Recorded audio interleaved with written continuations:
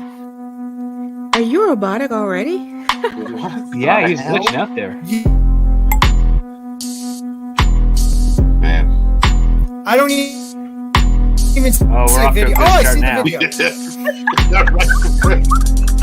Oh my god.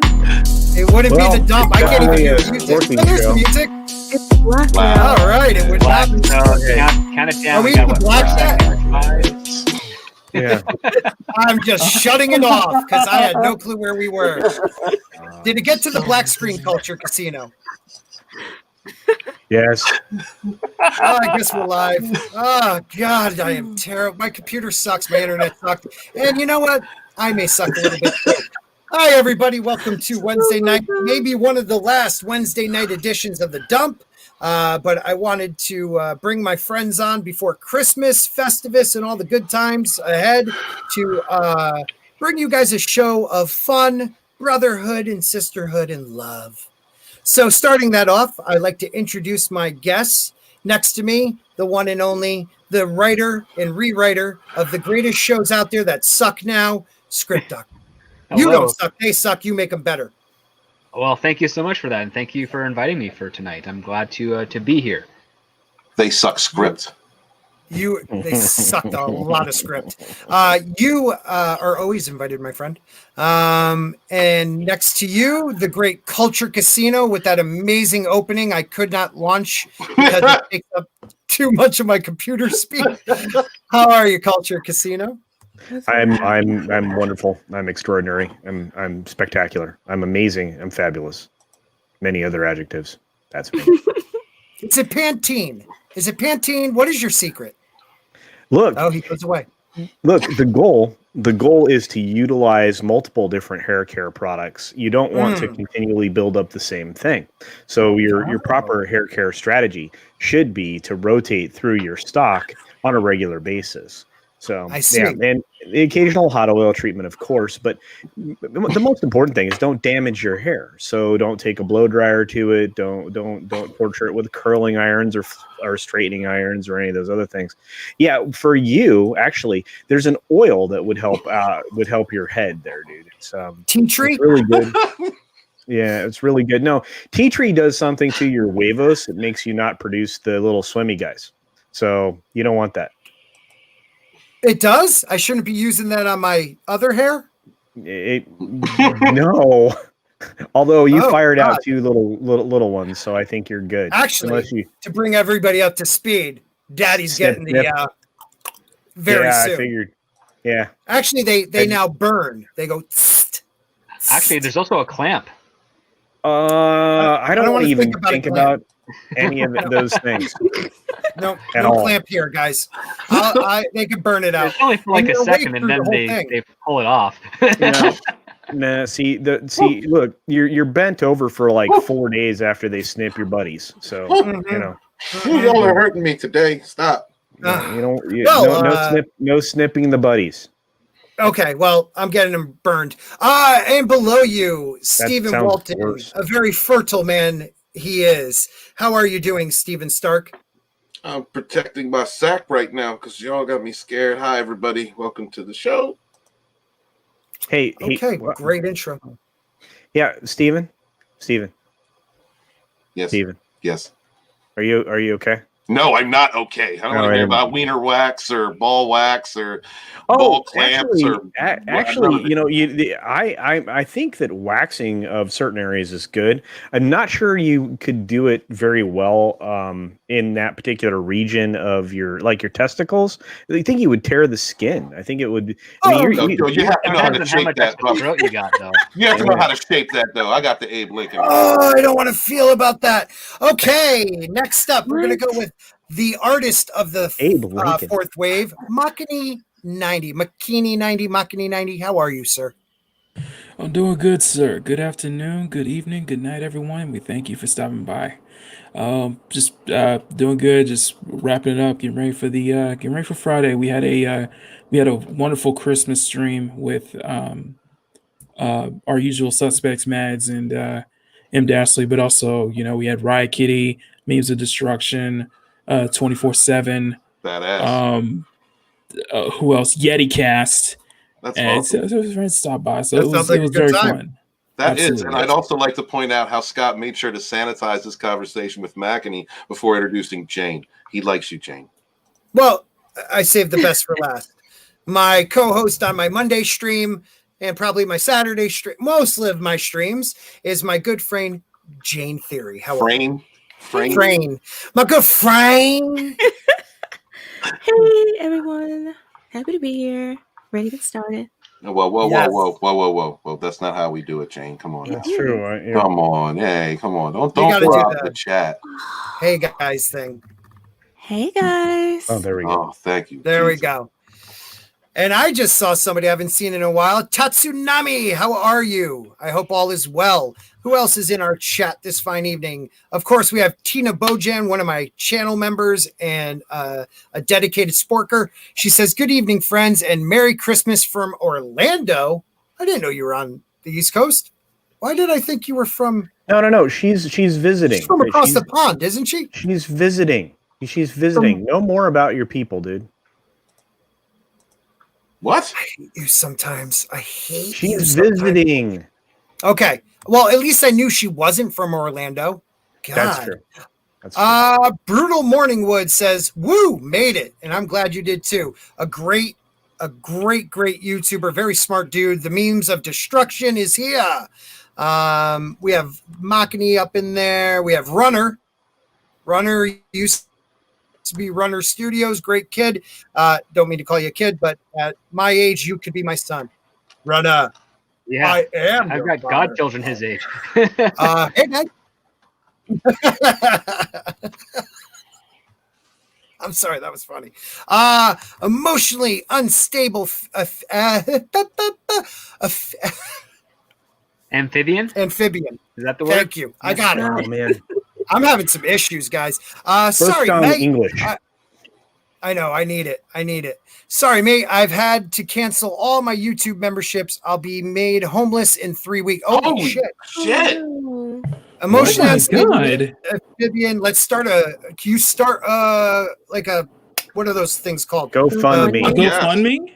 Yeah, GoFundMe or funding in some way. Start it. Oh my God. I'll I'm pretty sure you could drop the link yourself. If not, make sure Makani gets it, drop it in here, and we'll send out some tweets and try to help you Yeah, out. brother. absolutely. You go, right, make it, and I'll promote it too, brother. Mm-hmm. Yeah, you're one of the most Yeah, you have dedicated. you have Go a ahead. whole community that'll support you, my friend. So Yes, we.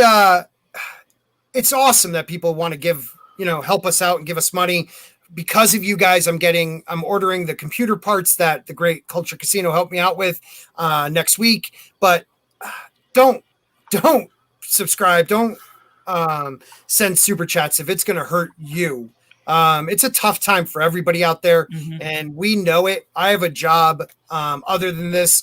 If you're going to give money to anybody, do it to like somebody like Gary, who this is his full-time job at Nerdrotic, or like the guys over at Midnight's Edge, Doomcock.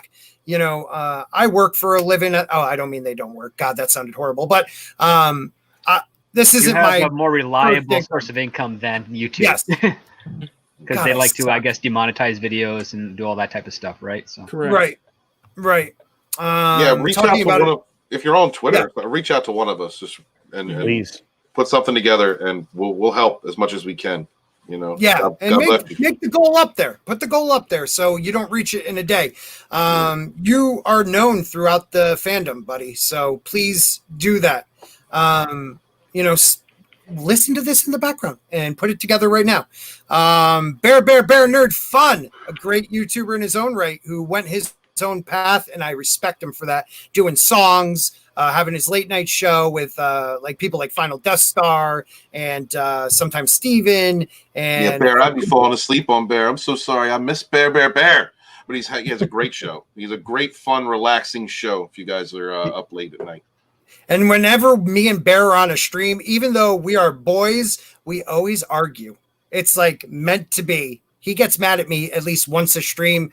It's comic gold. We have Who Knew? The Salt Must Flow. Merry Christmas, peeps. How are you, my friend from Merry across the pond? Christmas. Hope all is well. I thought you guys said, I saw the first Harry Potter movie, and I thought everyone that lives in England said, Happy Christmas. Happy Christmas, Harry. Happy Christmas, Ron. Hoppy. So, sorry. Hoppy? Hoppy? mean Happy happy? Christmas. It's Happy Christmas, Harry. Happy with Christmas, no Ron. You gotta drop that H. Happy Christmas. Oh, Happy Christmas. It's not happy. It's Happy Christmas, Ron. Anywho, and Tatsunami is here. Steven, pronounce that. Jayne can do it with and Cavatino Che. Damn it! Oh, Cappuccino Shea. I'm sorry. I'm so Cappuccino sorry, Shea. dude. Nah, Scott, no. How long until your wife turns 50? Look, I turned 50 way sooner than her. Wow. I have two You will beautiful never children. turn 50. that's right. And right. Are you And wishing? That's like wishing menopause on somebody, is my guess. Yeah. Wow. All right. Yeah. Yeah, I guess that would be damn culture. Wow. And if you think about it, women like that take the pill have been on it for a very long time. Like it's my turn to mutilate my testicles. Oh. Bone, what up, y'all?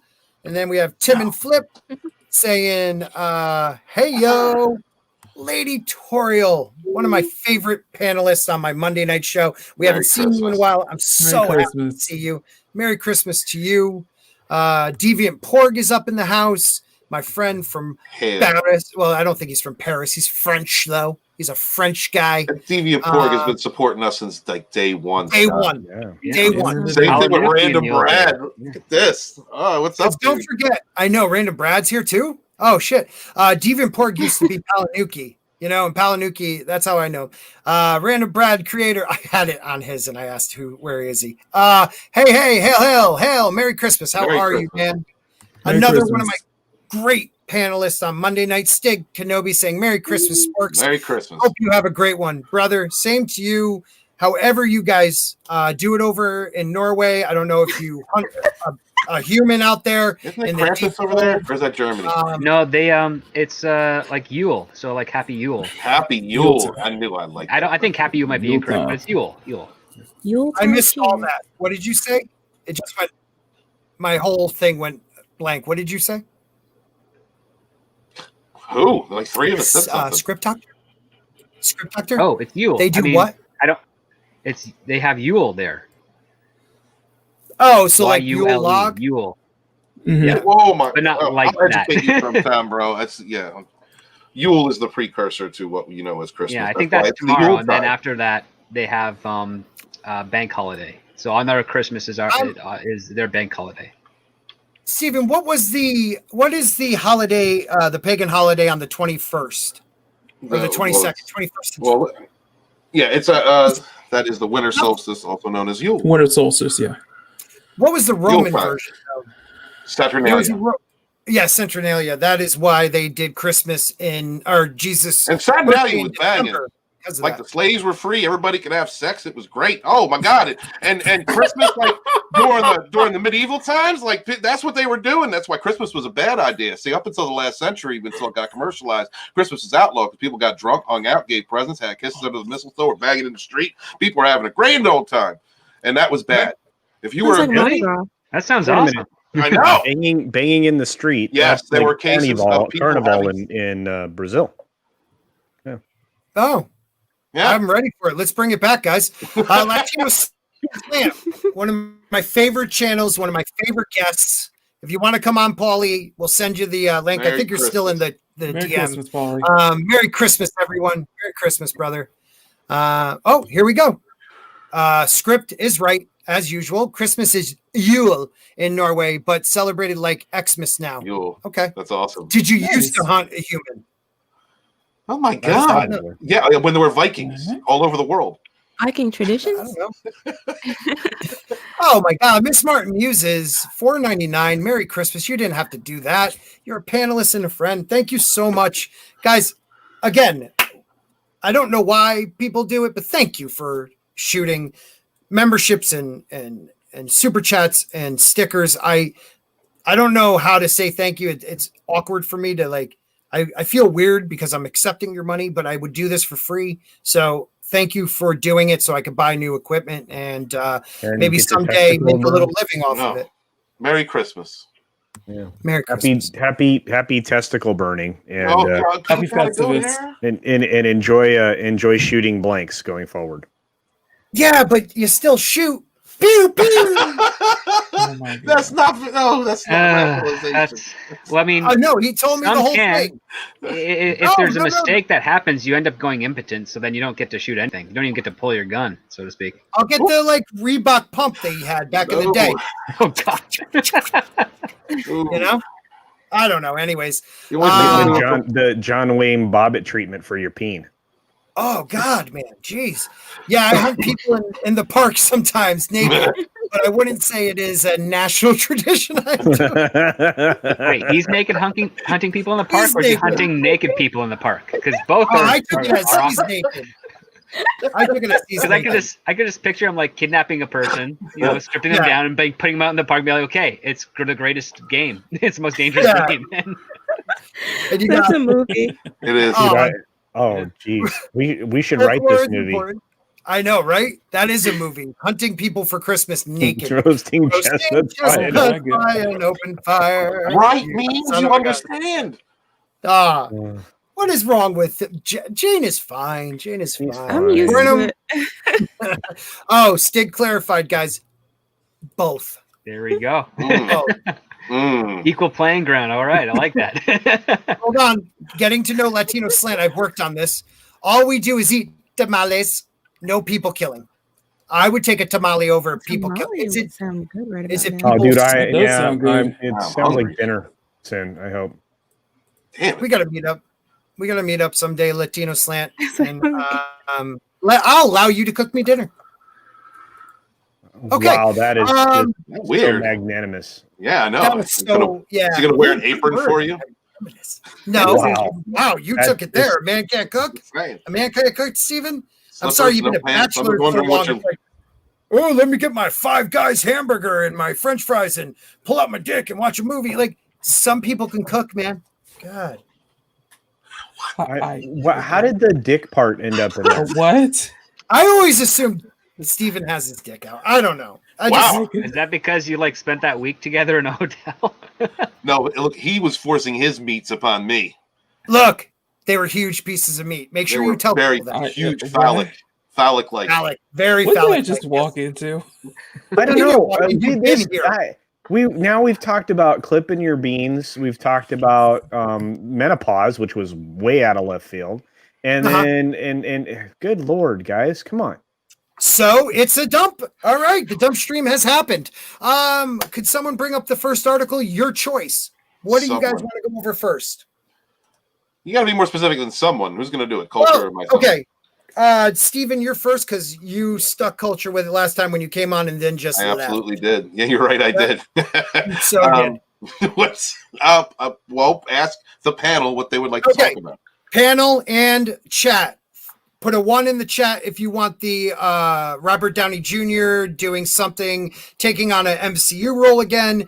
Number 2 would be Legendary versus Warner Brothers for the Dune movie to save it from HBOMax and put it into movie theaters longer. And a number 3, if you want to talk Mandalorian and focus more on the whole Luke,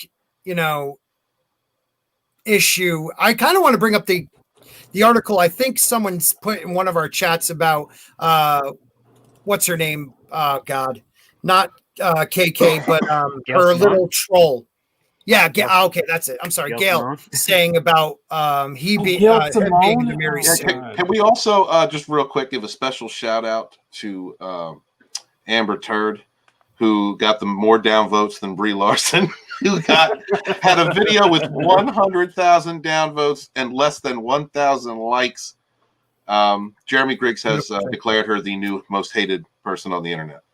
So Brie's been dethroned. Wow. Yeah. It's like breathing a sigh of relief, like, whew. That's significant. I mean, come on now.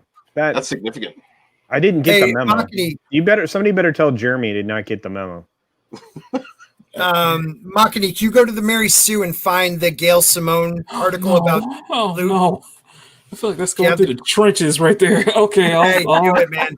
So we'll go over Dune first. If you could bring up the Dune one. Sure, if I can remember I think that's important, and I like having culture here when we talk about it. Dune. Dune. I need to hear what we're talking about. All right, dog. Listen. I want you to hear, because you're in the Is it which link is it? The first one? Oh, okay. No, That's all you gotta say. You don't have to hit me. Nerd Cookies? Nerd Cookies. It is the IndieWire one. The first one. Dune is Nerd Cookies jam. It's not about the Dune movie. It's about the fight between Legendary and Warner Brothers. Oh, yeah, I've seen that. Yeah. Give me a moment. Yeah, I'll give you a moment. While we do that, Stick Kenobi said, fun fact, Depp's career started with him getting killed in bed by Freddy Krueger, and it ended with Depp's bed being shot in by Amber. True story, guys. That's a true story. True story. And can I tell you, as a little kid, I was scared to sleep in my bed after seeing that movie. When he gets sucked through the bed, it messed me up, dude. Messed me up for a while. That and Children of the Corn. Oh, I thought it was getting dropped on your head all those times. No, that messed me up mentally and physically and emotionally. I was just scared of the dark after watching Freddy.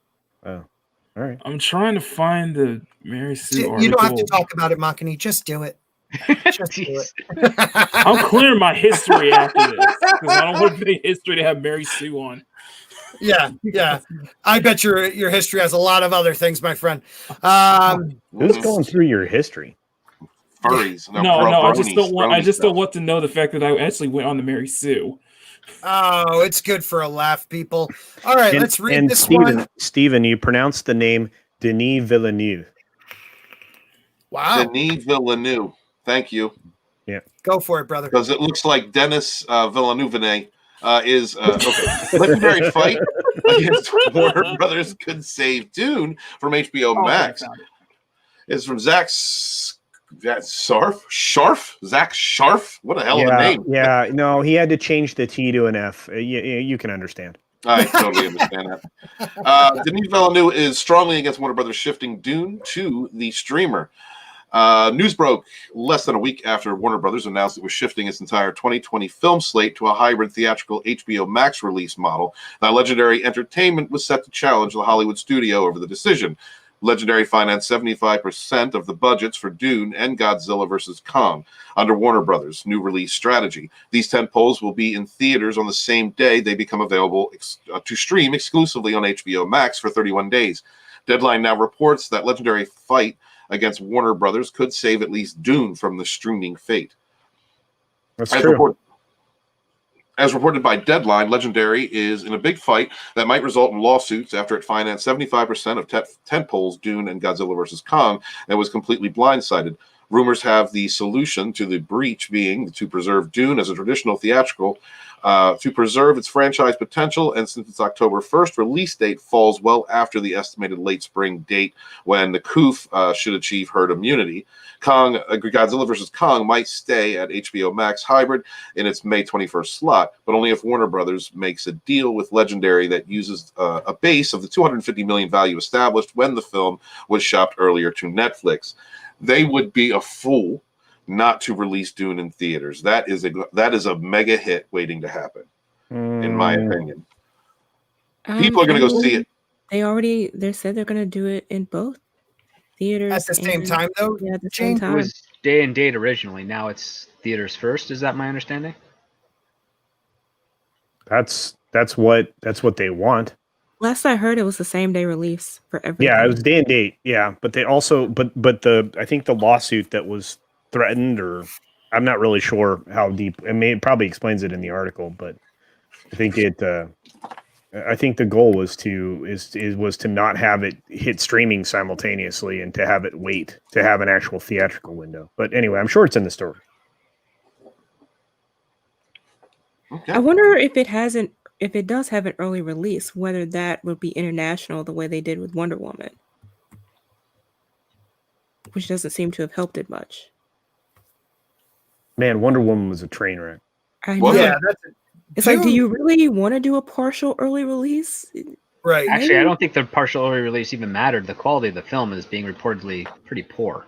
Really? We're hearing different, for 1984, definitely. Are we hearing different for Dune, though? Dune is supposed to be on track to be a big movie, correct? That's what I've heard. There's a lot of hype behind it. Fatal J, you want to jump on? Let us know. So my question is this: Legendary won't they lose a lot of money if they don't get the opening day weekend at the box office? Like, what I feel like they're trying to do, and maybe we'll find out later, is start in the theaters, move to Max, down the road, not a simultaneous release. Correct? Well, that would be Legendary's preference. So right. But that's something they're going to have to negotiate, which is probably why they're putting this out there about the possibility of a lawsuit, because they have invested so much money in these movies, and to have Warner Brothers make this decision without including anybody else in it. I mean, that's what's really upsetting people too. Like, Legendary hasn't had time to even really come up with a proposal to come out ahead financially, because they were caught by surprise along with everyone else. Right. Wow. Yeah. Why don't we? Oh, go ahead. Okay. Deadline originally reported that Legendary's biggest issue with moving Dune to a hybrid release model is that it could impact the long-term commercial viability of the franchise. Dune, directed by Denis Villeneuve, is the first entry into the planned two-part adaptation of Frank Herbert's novel. The movie is set to lay the groundwork for a television series. That's a good idea. That's an ambitious idea, and I think it's something that could work. That's the Bene Gesserit series. They're supposed to have been shooting it by now. Yes.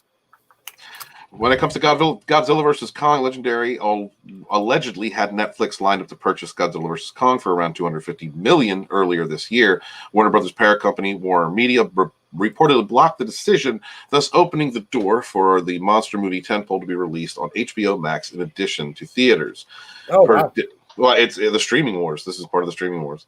Per Deadline, Legendary is reportedly looking to secure the same $250 million valuation from Warner Brothers over its decision to stream Godzilla vs. Kong. IndieWire has reached out to Legendary Entertainment for comment.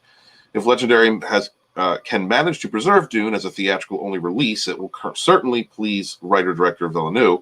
The filmmaker came out swinging against Warner Brothers' decision to shift Dune to HBO Max in Variety earlier this month, in which he said the decision might have killed the franchise. I agree with that. Because what if Legendary doesn't finance the next one, or anyone else for that matter? Well, my question is Legendary, the bigger financer, correct, is Warner Brothers, giving them more control over it. Will this model change what these smaller companies want from their contract with these larger studios?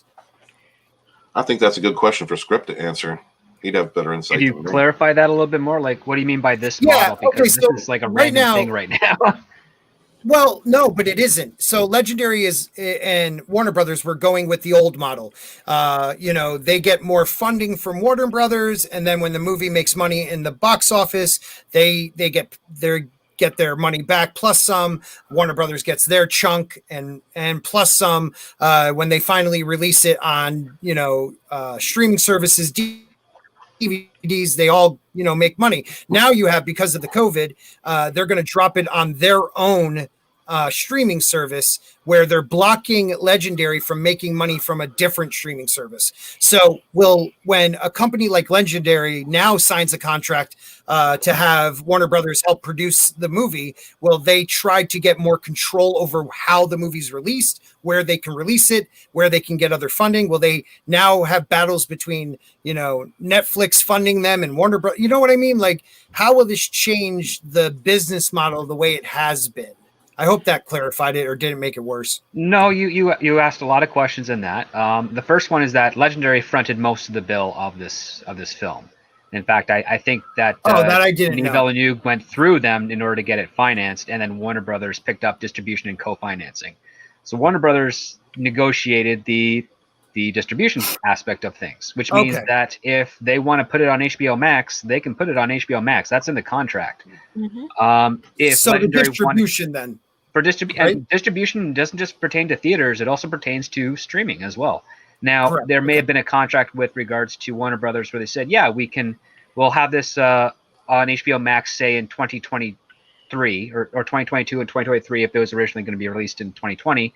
And prior to that, you can Legendary can take a fair portion from distribution to selling it to other streaming services like Amazon or Netflix or maybe even like Apple Plus, who knows. But that thing has to be, all those types of negotiations were kind of like pretty standard over the last 5 years or so. Like, oh yeah, if you were a dominant financer of over greater than 50%, you can pick, you can make deals for secondary window distributions. So that's like going to a streaming service. That's like who do you get to manufacture and release the physical media, the DVD and Blu-rays and those things of that nature. But that's what this original contract was. This contract was done at least 4.5, 5 years ago, and that's the way it is for what it goes into the future.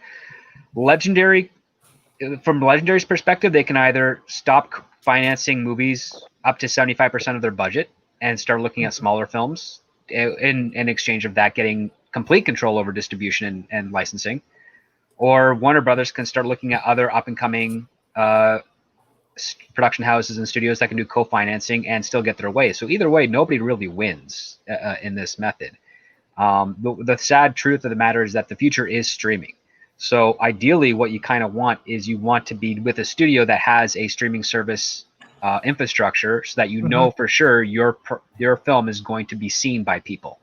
And on top of that too, it looks like Disney Plus and Warner Brothers with HBOMax, they look like they're actually going to be putting some money behind making sure eyes are on the new content that gets dropped on their service. Netflix doesn't really do that.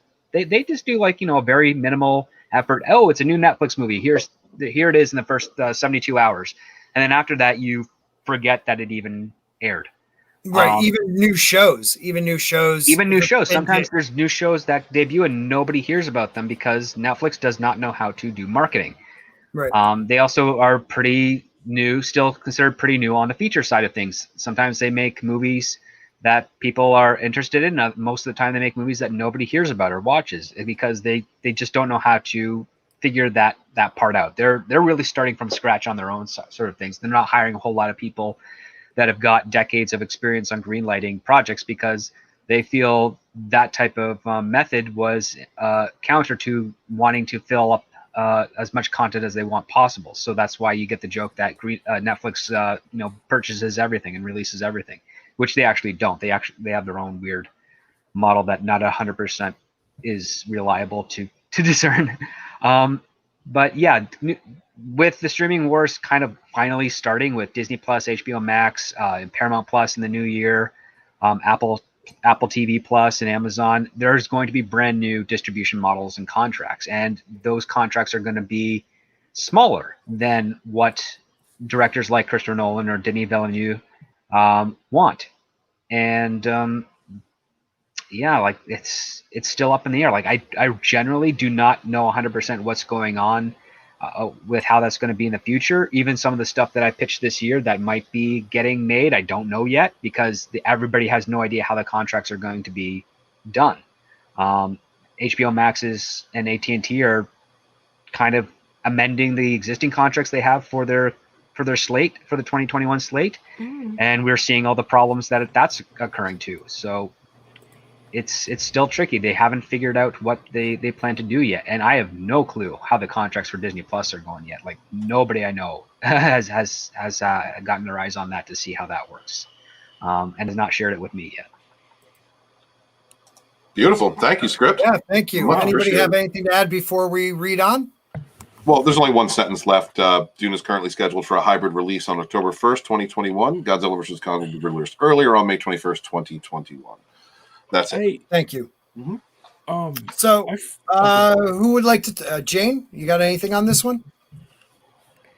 No, I mean, it's just I'm thinking about how Legendary could basically get their money back. I wonder what's the likelihood of Warner Brothers just buying them out. Script. What do you think about that? And I wonder if they'd actually consider that. That's not usually something that many studios think. They don't usually think, "Oh, we'll just spend more money," because. But they've been dumping so much money in. Well, AT&T's been dumping a lot of money, and then on top of that, they've also been selling off basically the fatty assets that don't really bring as much reward that they want. They're also not afraid to incur any more debt, so they could, if they wanted to buy out Legendary, they could. It depends on if Legendary agrees to the proper buyout price, which would probably be exactly 75% of what they put in. I doubt they would offer anything that'd be more to that for a profit. They'd give them like the best deal is that you break even. And on top of that too, the other part about this is that it's mostly impatience, and the impatience comes from the fact that a lot of these movies are financed on loans or lines of credit with interest.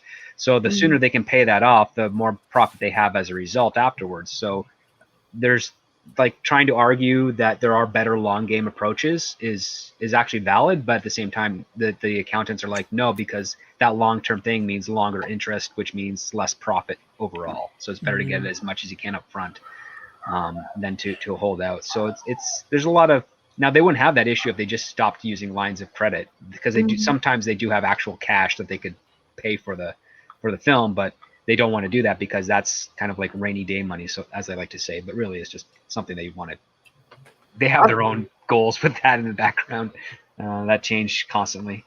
So my impression of everything that I've read and everything that I've seen, I want to agree with Fatal J. So Dune is going to be the movie of the year besides the Snyder Cut. I don't know about the Snyder Cut. I'm not a Snyder Cut guy, but I am going to go see it. And if it's good, I'm going to praise it. But I've been looking forward to Dune, and if they're being ambitious as they are with it, they absolutely were looking at a cinematic release. Seeing gauging how much money they were going to make from that. Hopefully, shooting for the best quality film that they can make and giving the customers or the fans the best story they can, that normies can also appreciate, because that's what a real blockbuster is. Then I think that it's a shame if they're going to play games with this and put it on a streaming service instead of giving the theaters, which need this right now. Theaters need a big hit. They need something. I haven't seen any reviews on Wonder Woman, so you guys are telling me. Well, here's the other question: can theaters make money if they are only at 25 to 50% capacity? That right, and I understand that. I would say no. They need to end that. They need to end these lockdowns. Theaters. Well, let me ask a quick question. I'm sorry, Steven.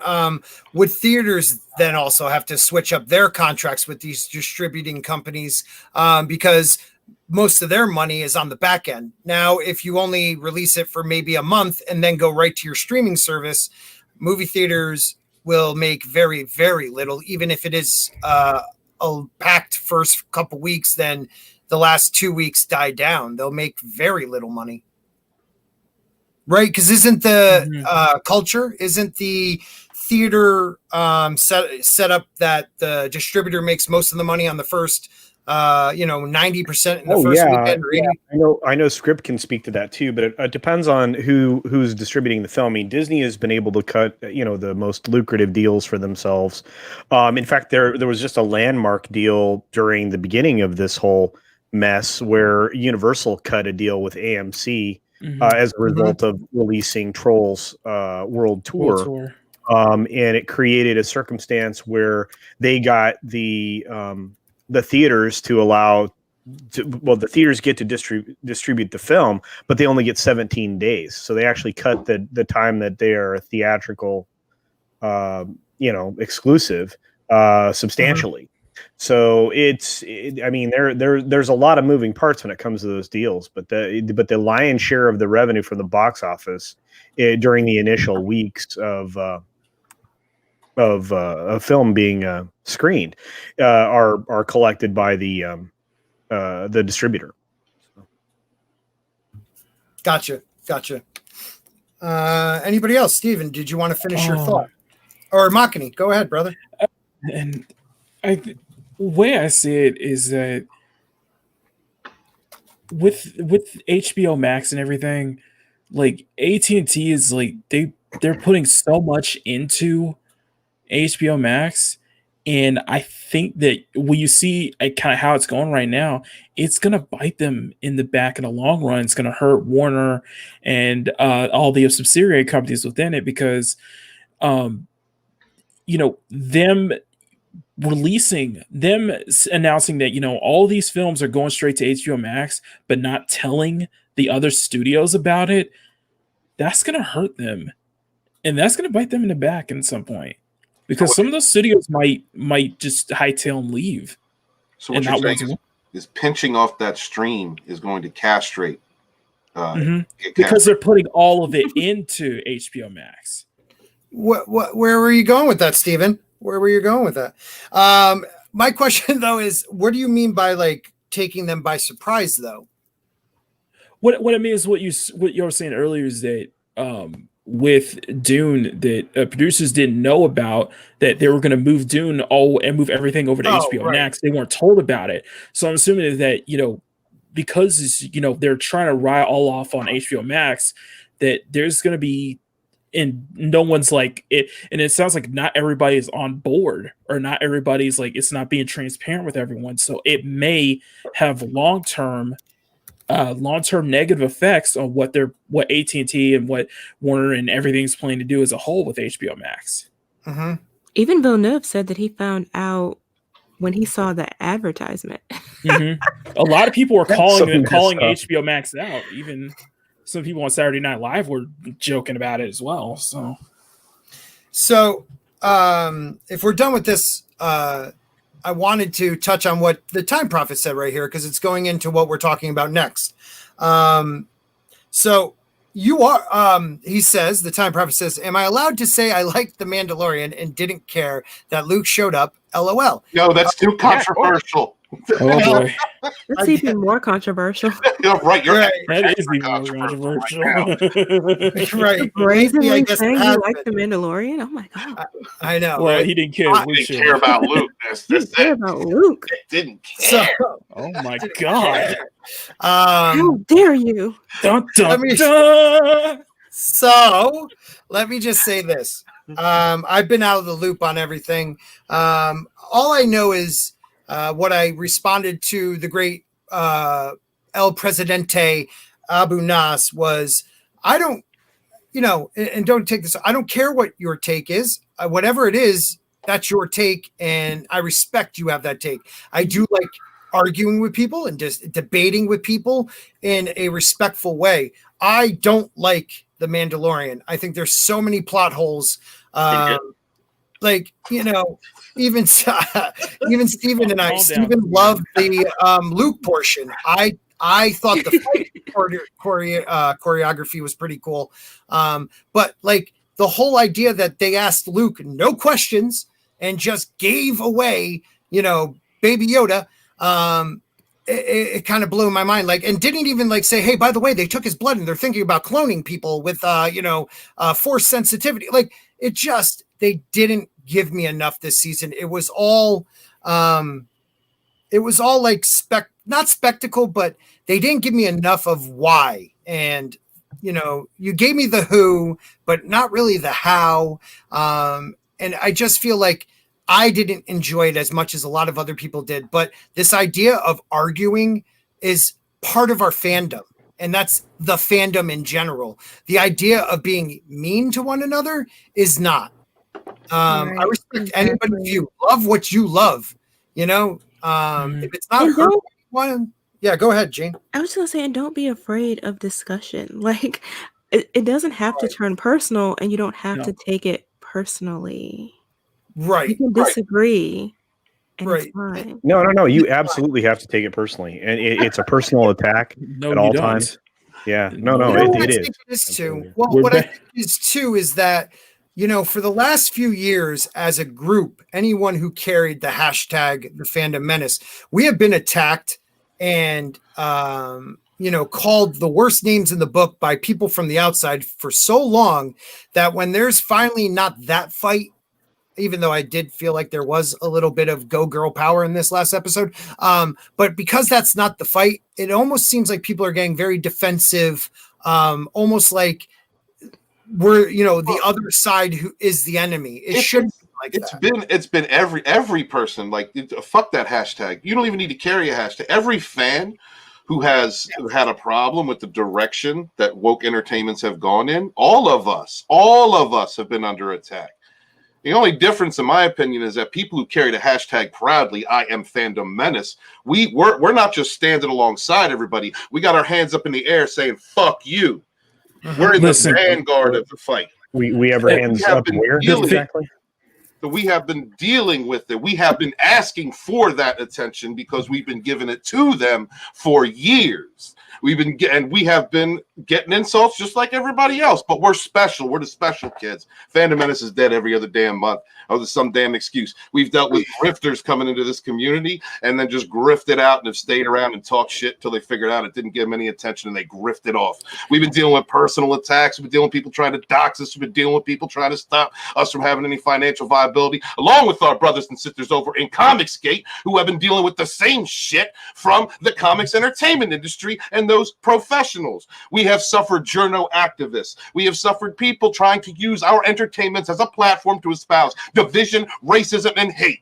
We have been dealing with people not even attached to these entertainment companies, people begging for scraps from the table of the mouse, coming at our necks, giving us woke entertainment, calling us bigots, and trying to separate us and divide us along their shitty ass lines. We've been dealing with that for years. So the Fandom Menace, in my opinion, is the right to have an opinion.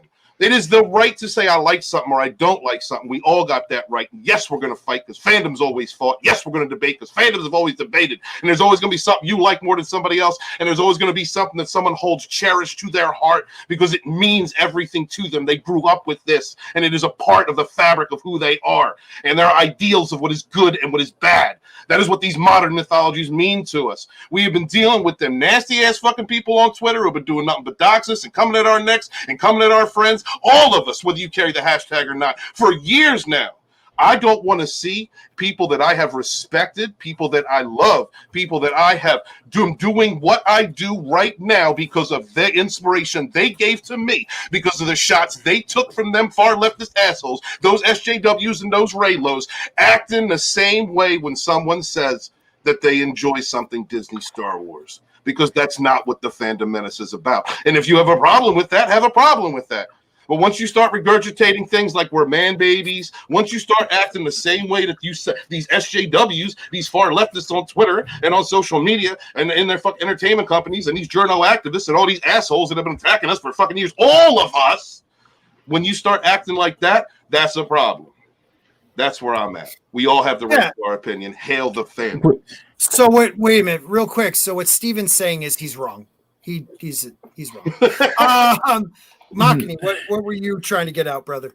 No, I'm with Steven, and I've always believed that, as part of the, as being part of this fandom, and it's something I became more proud of becoming as time went on, because you gotta stand, you gotta stand for what you believe in, and you gotta stand for, if it's something that if you're not a fan of what these what's going on with our pop cultures and such, and if you feel like you need to speak up for it. Absolutely. Don't feel like you need to be quiet. And let me say this. Go ahead. Yeah, go ahead. The fandom, TFM, we don't just fight for, the people who have a problem with the people who have problems with what's been going on in pop culture and entertainment. But we also fight for the people who actually do support what's going on in pop culture and entertainment. Absolutely. As well. I support the right for someone to like The Last Jedi. I think it's a garbage film that destroys canon. It's a middle finger to all of us. But hey, you can have that opinion. There are people, I guarantee there are people in this fandom who do like what's going on with Disney Star Wars, but at the same time can understand the problems that other people have when they talk about it. Right. You can still like it and still understand the other side. But I think too the difference. Okay. Sorry. No, go ahead. Finish. I keep cutting you off. Go ahead. Finish. And the difference that separates between us and I don't say us, I say fandom, and not just people who don't, and people who don't wear the hashtag, people who do wear the hashtag. The difference between us and the mainstream media is everybody else is that we can disagree, and at the end of the day, we'll still respect each other's opinions. That's what it's supposed to be. We won't attack the other person. Well, see, I'm doing the exact opposite of what you just said. I do not like The Mandalorian. Never have after the first episode. But I understand. I understand. Well, I denounce white supremacy. But I do understand why people do like it. Because it's the best thing we've gotten in a long time, which is to me sad. But there are parts of it. Consider how terrible The Last Jedi has to be if they consider this is the best thing we've got. It just makes The Last Jedi look worse. Yes. That's all script. Jayne keeps getting cut off. Yeah, she does by people like you. Go ahead, Jayne. No, I was just going to say real. Oh my God! You should cut Jayne off. Jayne, shut up. Oh wow, are you taking over my show, Makani? I didn't realize. Go ahead, Jayne. Go ahead. People also have complex views on these things, and I think that needs to be realized.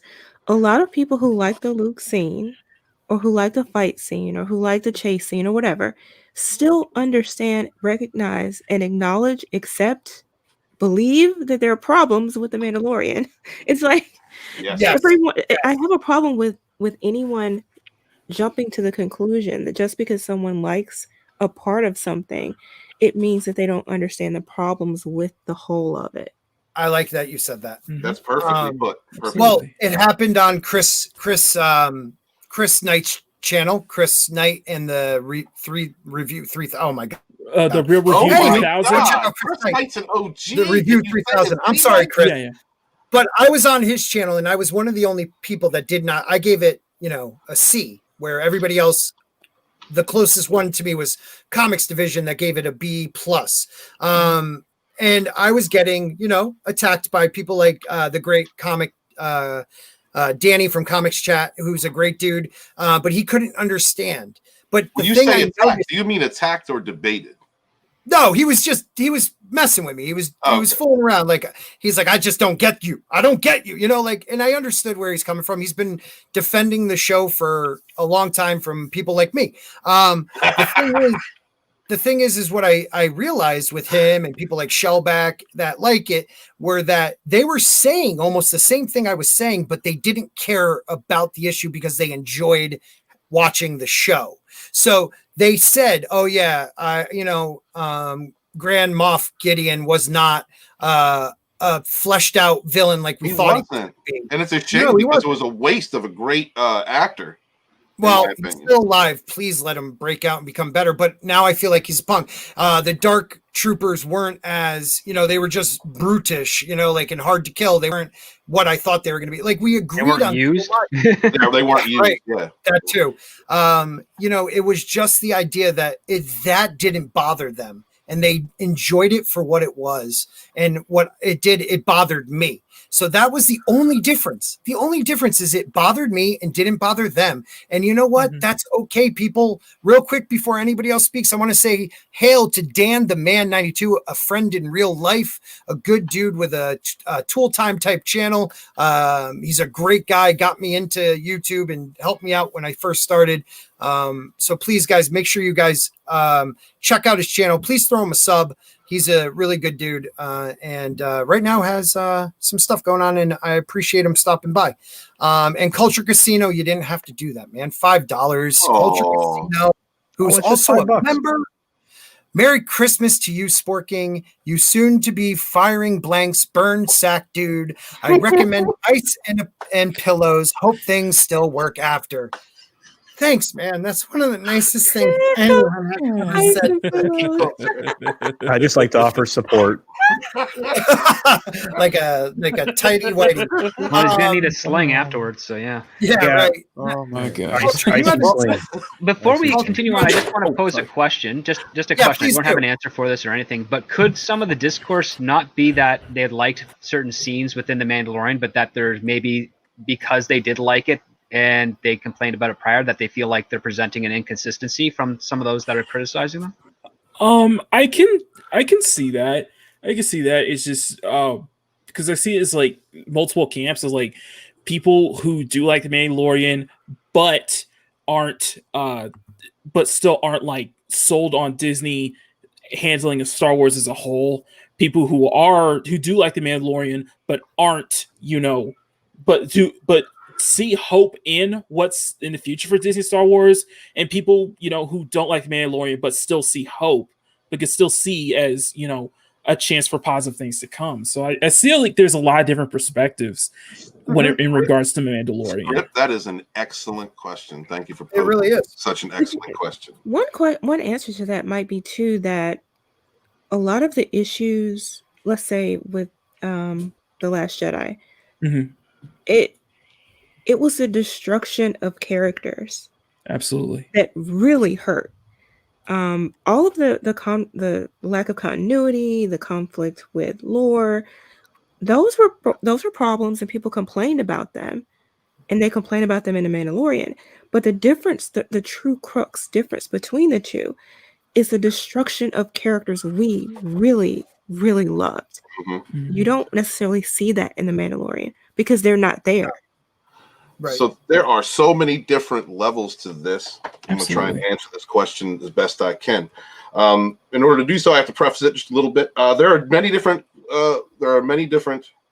ways of thinking with regards to this, because you have people from different perspectives. You have those that just love the original trilogy. You have those that love the prequels. You have those that love both. You have those that loved all the expanded material, all of it. All right, and lived with, and that's what they had after the original trilogy, and they lived that. And their dream was to see that presented on screen. They have been getting the first people in the fandom to be taking heat from Kathleen Kennedy in her direction was the Expanded Universe Legends groups, who were fighting for years before The Force Awakens even came out, and were getting called names by people at StarWars.com and being treated like shit. Like, oh, they're just fanboys. That's where it all started. Like, I'm late to the game. I only caught on it after TLJ. I admittedly, I'm a part of that group that came in and said, no, this ain't right. These characters mean things to different people. The problem is that now we have, with Disney canon, Star Wars has been infected. It has been infected with identity politics, intersectionality, all this woke garbage. It has been infected. Even if the ship is completely is righted, it will never be completely right. It will never get to where it could have been, where it should have been. So you have people that know that, understand that, recognize that, and will never kneel to anything Disney Star Wars, and I get that. You have people that were after The Last Jedi, this huge backlash of people that have been screaming, we're not going to accept this, and they're not going to accept anything Disney Star Wars. And you have people that have had the mindset like myself, who are fighting for our modern mythologies. I am fighting for better representation of this material. I'm fighting for something better. Now, so for someone like myself, my view has changed with the introduction of Jon Favreau and his direction, the hope that this direction will take us in. It will take the whole franchise into a better place, but it's never going to be the same. Like, it's everything pre-Disney is Star Wars. That's just what it is. It is right now. We are trying to purge an infection, a terrible, divisive infection that has destroyed our heroes, that has destroyed a galaxy that we loved in Disney canon. I am one of those that chooses to hold the hands of the corporate masters like they're a bunch of 4-year-olds and lead them to what is better. So if someone's upset with someone like myself, like my boy, one of my best friends, the guy who brought me onto YouTube, Lethal Lightning. You're welcome. Lethal Lightning is one of those, is in that camp. F Disney Star Wars. I've heard all of it coming from him, but we're still friends at the end of the day, because it doesn't get personal. But I understand that perspective because I've been hearing it from my friend for 2 years. But it's going to create division and rifts. What I find the most hilarious here is that everyone, not all of them, but a lot of the people that call themselves Raylos and the Kathleen Kennedy loyalists and the sequel trilogy lovers and all that, they are hating what's going on in The Mandalorian right now. They hate it. What does that tell you if the fantomists who have been generated by identity politics and our entertainments hate something? It means it's going in a better direction. Will it ever be perfect? No, there's no chance it can be. There's no chance. Because Disney, Star Wars, everything Disney is just very cheap and very, superficial. There you go. It's inauthentic, if you will. Right. It's just. You go ahead. Oh no, I was just going to say that Miss Martin muses. I believe in elves. I believe in elves too, and that is one of my favorite elves, Lady Tauriel. You can see her sometimes on Mondays when her internet is working here on Sporking News Podcast. You can also see her on her own channel, dude. Promote her. Oh yeah, that too. People know that. Sorry, God, I suck. This is what I like, though. We all disagree on how we feel about this show, but we, after I, hit end broadcast, I can easily just X you all out of my life. I mean, no, but you're right, Scott. Where you're going is 100% where it's where I live, man. We are finally arguing about the thing that we love. And we're arguing. That's all we're arguing about. We're not arguing about, whether it has, purple hair and a question mark penis or any of these other weird things, right? We aren't sitting around a table talking about genitals or feelings or where our genitals go with our feelings or how our genitals feel about our feelings. Those types of things are not part of the discussion that we're having. Our discussion is, does this represent Luke's character well? It was the CGI on the mouth not the best? We have like legit conversations about that. We say, well, does this not screw up the lore in this way? So these are the kinds of conversations that I want to have for decades. Exactly. Yeah. We've been having for decades. Yeah. And this is the beauty of it. The problem is, and real quick, is The Expanse season 5 out already? I thought it was January. No, it's out. I know what I'm doing tonight. Best show on TV. The thing, Expanse is the best show. It's so good. Maybe not the best show on TV, but it's one of the best. What? This is what I think is the biggest problem is we have been, and this is what I was trying to say at the beginning, we have been fighting these horrific people, and they are horrific people. They're horrible. They have called us and our family names and names that aren't, a Yahtzee is not just a throwaway word. Nope. That is a terrible thing to call somebody, a bigot, a supremacist, an instaphobe, a homophobe.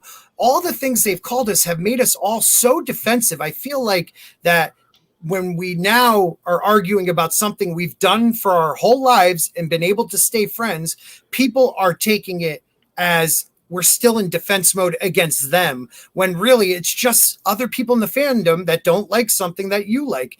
And we have all, I'm sorry, anybody in any clique of a fandom, there's an arrogance when you know something a little bit more than somebody else, or you come from a different look at it. And it's not a bad thing. It's just that that's how you view it, and you think your way is the right way to view it. There's nothing wrong with it if we show each other respect. That's all. It's ultimately, that's what ultimately comes down to, is just regardless, just show respect.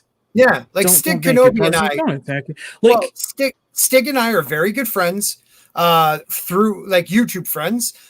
He's on my A Song of Ice and Fire show all the time because that's where we connect. We're both, and Jayne are just, George R.R. Martin, A Song of Ice and Fire heads.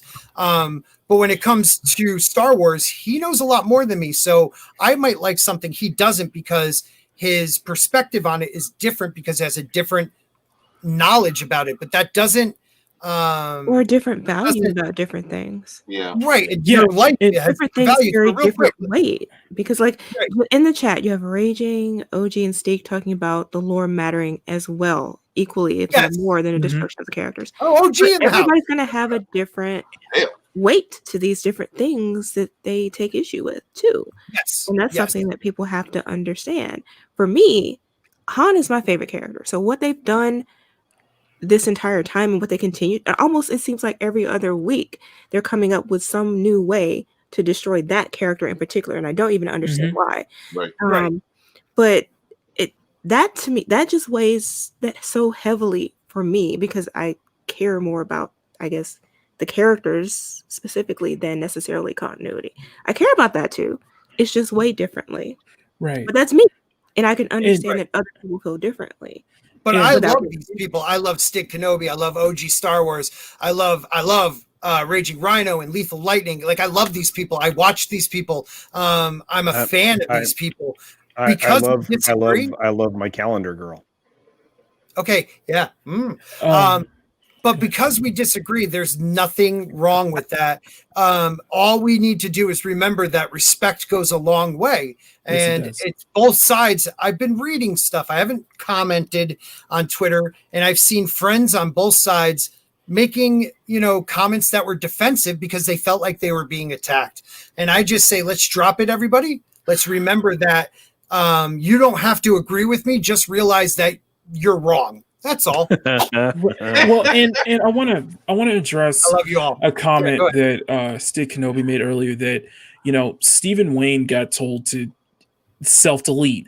Rhino got called a psycho. Tauriel got an actual threat, which I actually saw on Abu Nas's stream. Somebody an ape threat, right? Somebody there was some spam bot accounts, and one of them was Lady Tauriel deserves to get R-word, and then, you know, OG got her own family members mocked, and it didn't come from the regulars. So, listen, you got to respect each other's opinions, okay? Even within our own fandom, there's always going to be divisions because we're not a collective hive mind. We're a group. We're a group. We share the same ideology. We share the same vision, share the same ideals, but we're individuals in our own right, and we respect each other. That's something that they will never have. That's something that they won't have. We got to respect one another. We shouldn't get personal about it. Exactly. And know that if somebody, first of all, these are keyboard trolls that would never say anything like that to anybody's face. And if it is somebody you know saying something like that, then I guess we never knew that person. And if they're saying to do things to my friend Lady Tauriel or Stig or OG or my boy Raging Rhino, who I agree with right now, because again, I'm not a fan of Mando, but those people need to, I'm not cancel culture, but I'll cut those type of people out of my life because they're sick. There's something wrong with go ape a person. And this, you know, like, no, and attacking somebody's family. People, it's fucking YouTube. It's fucking fantasy. It's fucking TV. Just don't take it seriously. This is the cool thing. This is the cool thing right now, Scott, is I can tell you to go F yourself and you can't get rid of me because I'm supposed to read an article. Oh, shit. I was just about to drop you out. Fuck. Let's read the article, guys. Very good conversation. I hope everybody in the chat knows I respect and love them all. Maybe not Deviant Porg. Okay, I love him most. All right, let's go. Oh, no, let's go crazy. Crazy. So from our favorite, we are gathered here today for this thing called life. Just as soon as we start fighting ourselves, one of them says something stupid and reminds us that we are one. Exactly. You know why?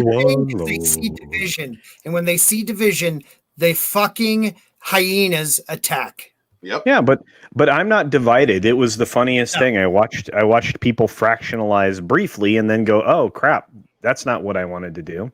And you know, you get caught up in whatever they're doing in the moment. But speaking of getting caught up in the moment, we have an amazing article from the Mary Sue, our very favoritist website of all times.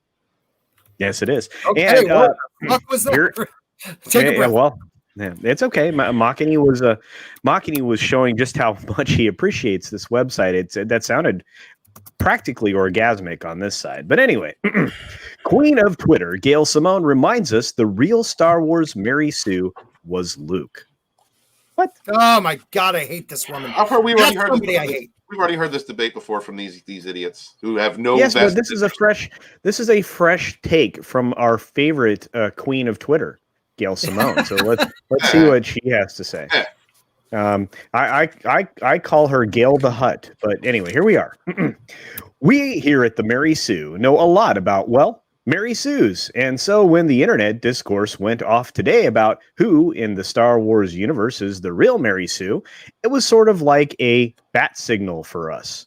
And it came thanks to someone with her own bat credentials, legendary comics writer and master fandom troll, Gail Simone. Right, that right there in and of itself, that like they're taking pride in being divisive. They're being okay. This is the common enemy, guys. This right here. Here it is, laid it right up. Jayne said it the best. And then someone comes along that has been a troll, that has been labeling us and coming at our necks. Here she is. Here they are. Like they haven't changed. That's why I don't understand a lot of the infighting right now. Because here she is. Master fandom troll, Gail Simone. These are fantavists, not fandom. We are fans, all of us, all of our differing opinions, no matter how heated we get about what we love and why we love it. We are fans. This is a troll. This is the target, not each other. Hail the fan. Target. Stay on target. Stay on target. We're too close. Boom. Oops. Anyway, By the way, that's one of the best YouTube videos ever, is watching every single one of the people like trying to attack either of the Death Stars get smoked. It's pretty great. Anyway, now, if we wanted to, we could devote a weekly, maybe even daily column to how Gail Simone broke the internet this time, and still not fully do justice to the beautiful chaos that is Simone's Twitter feed. I didn't know someone's fat ass could break the internet. That's impressive. Well, internet gas and all. But anyway, whether it's shaming Cyclops or insisting that Brits make their tea in the microwave, we can always rely on Simone to make the jokes no one else would think of. Usually ones that whiny fanboys don't quite get. Oh, fuck off. Because they're not funny. Sorry. Fucking don't worry about it. The only joke she's made is her YouTube channel.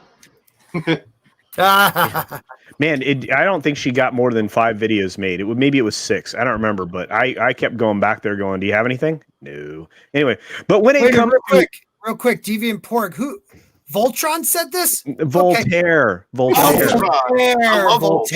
He wrote Candide. Oh yeah, that guy. Yeah, I read him in high school. I think the Cliff Notes. Voltaire. Was my favorite. A French author said, "I don't agree with what you say, but I will fight to the death for you to have the right to say it." That's the American way, man. That's supposed to be the American way too. And those French, their revolution, God bless them. Well, they also like gave us the big copper lady that sits out there off the coast and the harbor and Ellis Island and such. Yeah, but they sent you the instructions in French, so you had to get a translator. Yeah, well, they had to make work here somehow. Anyway, beyond that, crap. But when it comes to her opinions on Luke Skywalker, and you didn't even put it, spell it right. I'm so angry. This is fake. You're fake. Anyway, her humorously delivered opinion is totally correct. Well, wait, how can an opinion? It's an opinion. Right. Is that an oxymoron? And how are you more than correct? How could you be totally correct? So you're either correct or incorrect. How again? They don't hire writers. So it's like these kids come out of high school and they write. Sorry. Anyway, Gail Simone's Twitter. Do you want me to read these?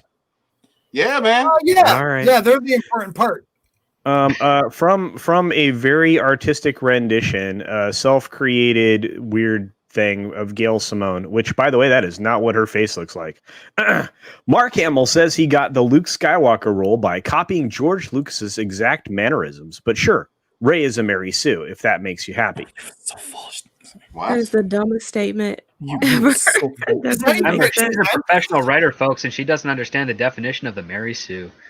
Right. And you know what, Stig, Script Doctor, as the writer in the group, can you please define a Mary Sue for the chat and Steven? Well, the initial definition, there is a solid one, but the initial definition is it's a self-insertion where every character loves the self-insertion character, the Mary Sue, where they can do no wrong, and where usually their story ends with them dying heroically, saving everybody that loved them so. Thank you, sir. Or Robert see Rogue does One. want to let you know. Oh yeah, Robert wants you to know Mary Sue definition. Rey. Almost. She just didn't. She didn't die at the very end. She did. Did she? Didn't she? Got brought back. She did. Also, she did actually. Yes, she did. She got brought back. It doesn't count. She took a Disney nap. Yeah. Also, Script Doctor, you forgot one part. Usually with Mary Sue's, they don't suffer any ounce of struggle. Right. Everything comes very Currently, easy. they don't. The initial one, the Lieutenant Mary Sue of the actual thing, she struggled. She died. Which I was okay with. She was in love with the captain, and the captain was in love with her, but they couldn't do anything. And they totally circumvent the idea of the fact that the Mary Sue was described as a 16-year-old girl in love with a 35-year-old captain. So that was also kind of weird. A lot of little things going on. This is from the very first Mary Sue. Yeah, the chick that wrote the fan fiction that broke everything ever made. And so, as the generations went on and other self-insertions occurred, yes, you get more things where they experience no suffrage. They don't learn anything because they know everything when it starts. When the story starts. They're better than I'm going to make a quick argument. Suffrage is how we ended up in the situation we are right now. We let women vote, and then here we are. Yeah. Oof. I think Soul Assassin says it good right here. He says, unlike Rey, Luke had to work to become a Jedi. Unlike Rey, who got handed everything. She didn't get it handed, Soul Assassin. She downloaded it. She downloaded it because she's so powerful. She's so powerful. And actually, says, Finn wishes Rey was easy. See, I had somebody actually make an argument that Neo in the movie The Matrix was actually a Mary Sue because he was able to download all of his training. I disagree. And stuff. Well, wait a minute. I am on your team. I'm just I've had this discussion with someone. Go for it. Sorry, culture. No, I was just saying, like they were like, well, he downloaded all of his training, didn't have to work for any of it. And I'm like, you don't understand the definition of a Mary Sue. And he had struggles he could not overcome. There were circumstances and situations that had to occur, but he had struggles at every single point throughout anything that he did. So what he downloaded had nothing to do with anything. I know, but again, and still couldn't hit Morpheus. Yeah, no, exactly. Jane is right. Jane is right. Jane, he couldn't make the jump. No, he struggled. All of the struggle was about his unlocking what was in him all along. It wasn't about what he downloaded. That was just for convenience sake, and everyone could do that. He wasn't unique in that. He was also betrayed by what he had been built up to be or told he was by Morpheus, because Morpheus didn't even understand the end game of what was going on. Like by the end, he does sacrifice himself, but like that was, I don't know. The story changed so much for him in what his objectives were and what the trials he went through and how he had to grow and adapt and then, basically lose. He lost plenty. I don't see that argument holding any weight to me. Well, and he was throughout the films, and you can say what you will about this the two sequel films. Right, but I mean he reached a point where he could not overcome the bad guys anymore. Right. Because Smith was basically everything. So, right. And don't forget, also was an anomaly of the system where he was supposed to be the chosen one, like Rey is. Rey's the chosen one. Terminus est. Right? I said it for $5. Ben Solo died from getting kissed by Rey. If they had sex, he'd still be pushing up a daisy. Terminus, thank you, brother. Merry Christmas, Happy Kwanzaa, Hanukkah, and Festivus to you all. Yeah, I guess that's true because she was on top of him. So yeah, it would be that's a proper thing. Pushing up a daisy. I get it. Okay, very good. All right. Let's hear what our. Let's see. There's another example of that, by the way, of the Matrix thing. And again, just to further derail the stream some more. No, keep going, dude. You never. Harry Potter. Harry Potter wasn't actually the chosen one. Right. It could have been him, or he was chosen. Right, but he wasn't imbued with anything specific other than the ability, to have survived a horrific spell. Right. It was love. It was his mom who did it. I mean, it wasn't even him. Yeah. And so, but ultimately, I mean, it could have been the Longbottom, who, if you pay attention to the end of the series, book, movie, whatnot, it was the chosen one was the Longbottom. You know what I mean? So yeah. Well, he fit the prophecy perfectly. It was Voldemort who actually picked him, so he chose who was going to be the chosen one. It could have been either way. And Longbottom, again, he did destroy one of the Horcruxes. And yes, I love the books and movies. I love Harry Potter. Yeah, I knew that. Somehow, I just instinctively knew that if I said Harry Potter, Happy Christmas, Harry. Happy Christmas, Ron. Right. Very, very good. Okay, so do you want me to read more of this? Because otherwise, this is like biting pencils. I'm like, okay, all right. Just read a couple more of her fun, profound. Yeah, she's sure to say something intelligent at some point, right? Well, no, because the writer's going to step in and say something, equally, moronic. And of course, people popped out of the woodwork to tell Simone she was wrong and started ragging on Rey. Because, wait for it, men. You have no defense other than men. Now, that's not a sexist position to have, and at the least. Men, men, men, men, manly men, men, men, men, men. Are you serious? That's where she went with this. You have a problem because you have a weed. Oh my God. Well, soon enough, I'll have one that doesn't shoot. It's the weenus. The weenus. Half the man you used to be, buddy. Why are they assuming the gender of these? I don't know. That seems very very bad. Jayne, leave it to Jayne. Jayne is the smartest amongst us. She's like, in the bio. Hey now. Go ahead, Makini. Yeah, mac and cheese. What do you got to say? Here's the thing. At some point, I was kind of understanding what she was saying because I get the whole chosen one trope. I totally understand the criticism behind that, but her argument just falls apart. It just completely falls apart because the difference, as I mentioned before, Luke had to work for it. It's not just that Luke was just like chosen one thing. It's just that Luke had to also work for it. He had to struggle for it. He had to deal with ups and downs his whole journey to be where he was. And don't forget, I did not see. It wasn't a day between movies, Makini. No, I'm just adding to what you're saying. It wasn't like with TLJ. It wasn't a day after. It wasn't the next day. Luke spent time with Yoda. Luke spent time after Empire Strike Back, still working on becoming a Jedi and strengthening his power with the Force. Her movies were like one day and then a couple weeks after, like literally the next day, or not even the next day. It's the next scene from the end of A Force Awakens to The Last Jedi, and then The Last Jedi to the next movie is like a week or two. Okay, this is the one and only time I'm going to ask this question of script.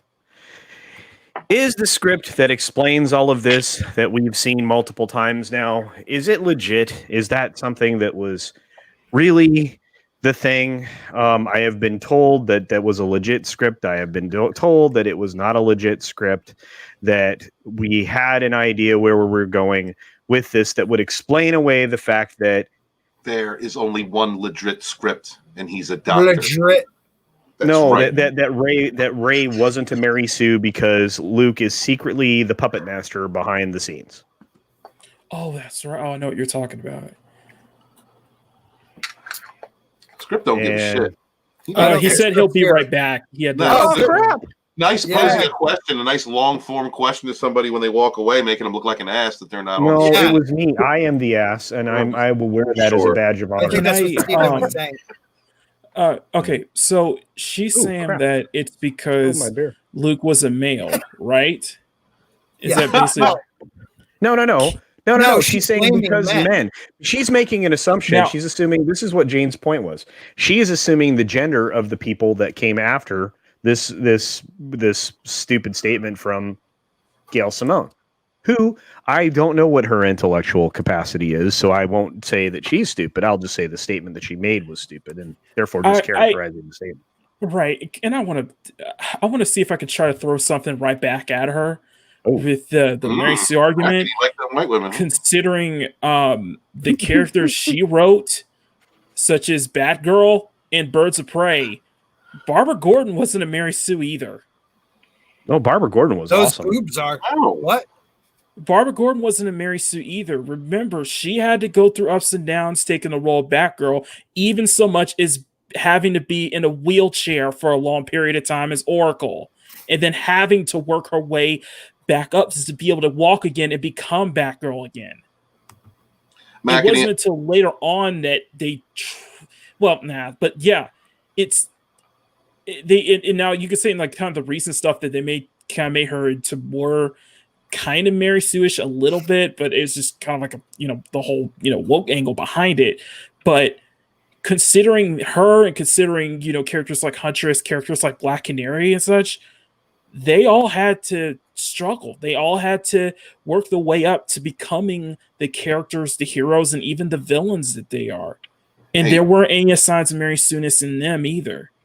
So what I understand is you have this problem with people saying Rey is Mary Sue, but you wrote your characters and you wrote the characters that you're well known for as not Mary Sue's. Well, because that was Am I correct? Well, yes, but that was also, what year was that?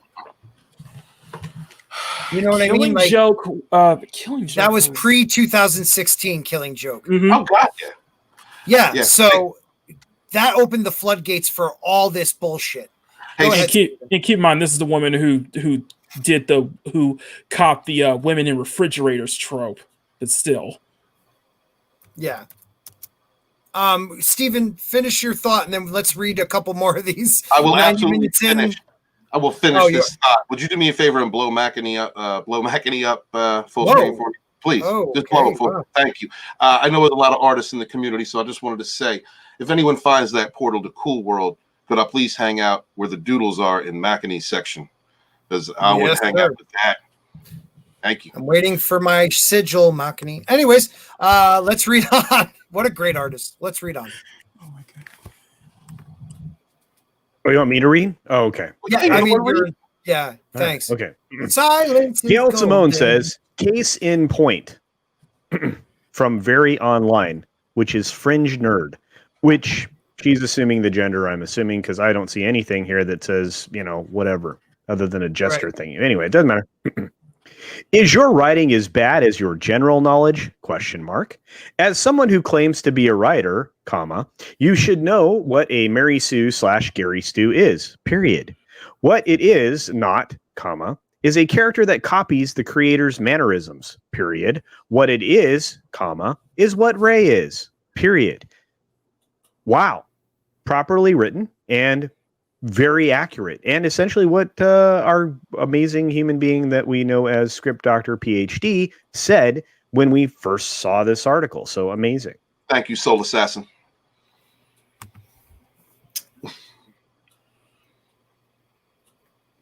Yeah, that's awesome. Silence is golden. God, I'm sorry. I wanted to. No, Steven, it's fine. It's fine. Culture wants to make sure we're all listening. Please listen. I'm listening. All right.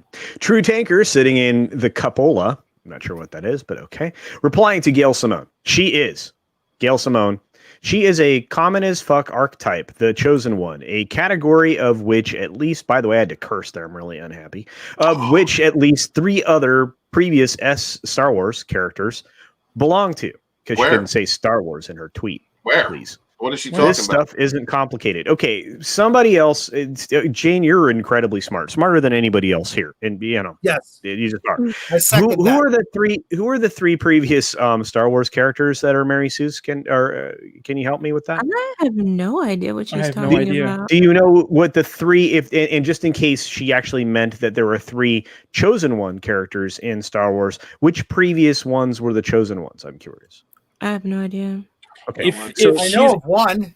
If one of them she's referring to Anakin, then no, that's not true at all, because Anakin had to struggle as well. Anakin messed up everything. Right. Yeah. The only thing she got right is the chosen one, but only for like 5 minutes. Yeah. Well, this is the biggest problem that we have with this thing. And again, Star Wars, Harry Potter have a lot of similarities. I always like to point that out. Star Wars, Harry Potter, The Matrix, heroes' journeys tend to have very similar storylines. And that's good, because guess what? Everything that we enjoy, we enjoy the original 7 story types, or however many you want to say there are. I think there's 7. But we look at this and we go, you're wrong. She could not be more wrong on more things simultaneously than anyone on the planet. And that's in the thing. Look at how few characters she used to be that wrong. It's pretty amazing. Anyway, I'll keep reading because nobody cares. But the thing is, that's my show. But the thing is, Gail is absolutely right. I mean, seriously. Okay. No, she's not. Seriously, Jayne. Okay, I did not read that properly. Let me back up. I will do better. Yeah, please. Thank you. But the thing is that Gail is absolutely right. I mean, seriously, George Lucas created Luke S in his own image. Sorry. Yeah, slow down, Steven. No, you're right. No, save for the end. Let's save for the end, Steven. Yes, he's Lucas Adventure Avatar. Now start it over. Steven ruined it. Please start it over.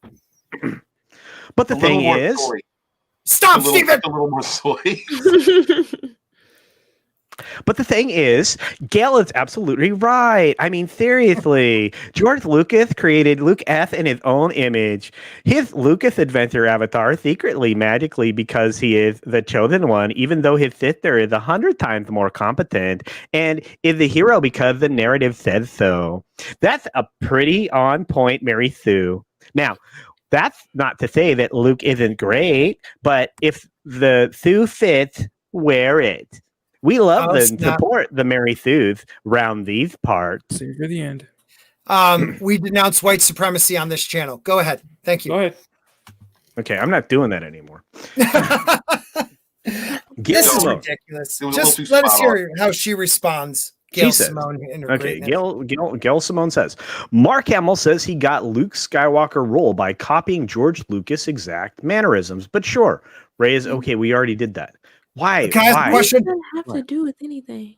Right, exactly. What does it have to do with anything? And second question, Soul Assassin says Greedo was the chosen one. McClunky was his battle cry. Did anybody else notice? After the end credits? Where the guy he says McClunky. He says yes, he does. Yeah, he does. Yeah. He does. Yeah, when Fett starts the crime family. Yes, it's amazing. Yep. Oh, Shelldock, I guarantee you, we will not do another article because we, well, maybe I don't know. We never do. We'll just touch on the next one. It's gonna touch me in the morning. Okay, anyway, from Andy Donaldson or Furiosa Lives, which I don't want to go down that road. Luke has like 10 minutes of training, then blows up a Death Star from the cockpit of a ship he's never flown before. Let alone in space without the use of targeting, but Ray's abilities are an issue. This guy's ignorant. He clearly didn't watch the film. Nope. I'm saying for the end. I'm just gonna say for the end. Okay. No. Answer why. Why are you so upset right now, Makini? In a short answer. He's full of crap. That statement is full of crap. 10 minutes is the Why film. is that? Okay. It's called a shit take. You say 10 minutes of screen. You say 10 minutes of screen time of him at training, but that's not like 10 minutes in actual time referring to what's going on in the universe. No, but Luke had years of training. And here's another thing I need to add on. He's able to fire one shot. Dude, he was bullseyeing swamp rats when he was a kid. This the thing. He had experience in this similar to him. Plus, I forgot what it was. Somebody also brought up the fact that, when using the Force as well to fire the proton torpedoes, the Force may have had a help in him in some way. But Luke also had because of his experience being on Tatooine, he knows he has some experience with how. Plus, he's a pilot himself. So no, your take is wrong. There you go. Your take is stupid. The idea of him applying to Academy and his uncle saying no, and Biggs calling him the best Bush pilot in the Outer Rim, and all that type of stuff. That's kind of setting up the fact that he's going to do all right on this Death Star assault. That's all Mary Sue. Yeah, that's all Mary Sue though. Well, let me ask this question, Jayne. What's the difference between that and Ray? She had her little jet bike thing she used.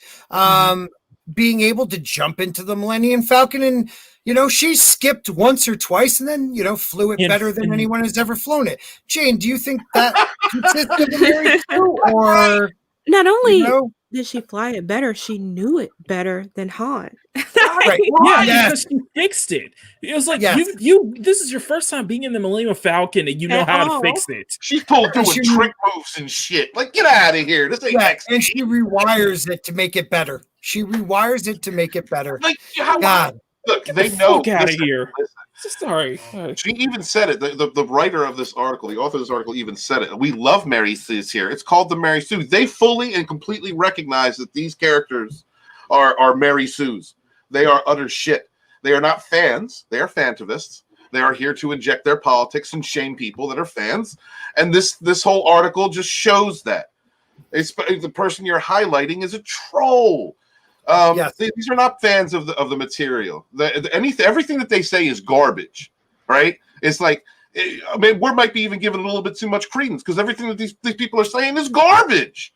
I would listen. If somebody in this chat, if one of y'all came at me with this conversation, I would take it more seriously. I would think about it. I would give you a good idea of why I felt you were wrong, because you'd be coming at me as a fan. You'd be asking these questions as a fan. Is this true? Do you think that this is what it is? That's not the case with these fools. No. So I don't give a damn what she says. And I want to mention Time Prophet's comment.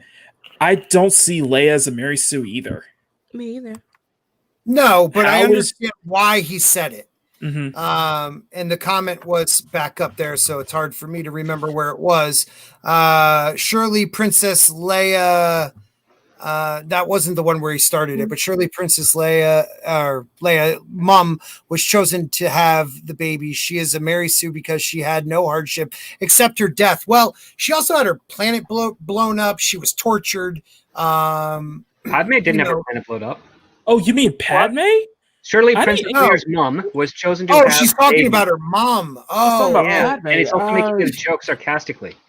yes, I know he is. I know he is. She just got choked out by the love of her life and died because of sadness. Well, yeah, he'd have a broken heart, basically. Yeah, it happens. Yo, that is. Do we want to read on? I think so. Just read a couple more culture if you don't mind. Okay. Soy out. Come on. He's the most Mary Sue of all Mary Sues. I don't care. Neither should anyone. I still love him. Bullshit. Bullshit. Yeah, that you're just even more of a troll. I still love this. I still love it. Bullshit. Yeah. Wow. This Jake. is a problem. This is incredibly racist, or any number of other ists I could throw at it. But Tom Adventures, but Christmas themed, says, I mean hell, and then shows two pictures. Oh, wow. Just two old white guys. Oh, fuck off. And those old white men. No, he's I'm gonna saying be one in 20 it's years. self-insertion because they look alike, allegedly. So tell me this, though. I self-insert a lot, but as a writer, why is it wrong that you don't put in what you dreamed of being as the character?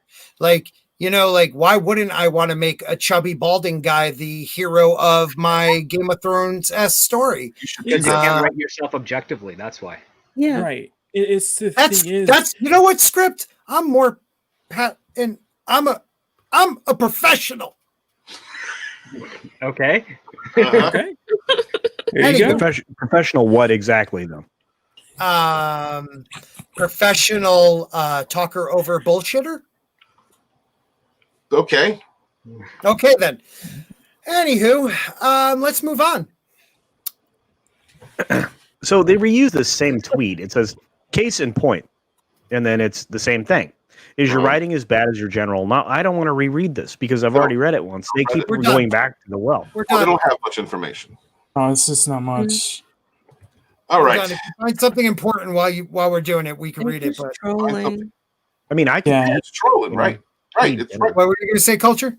No, I could eat dinner right now. That's important, right? Yeah, that is important. More important than that freaking article. Mhm.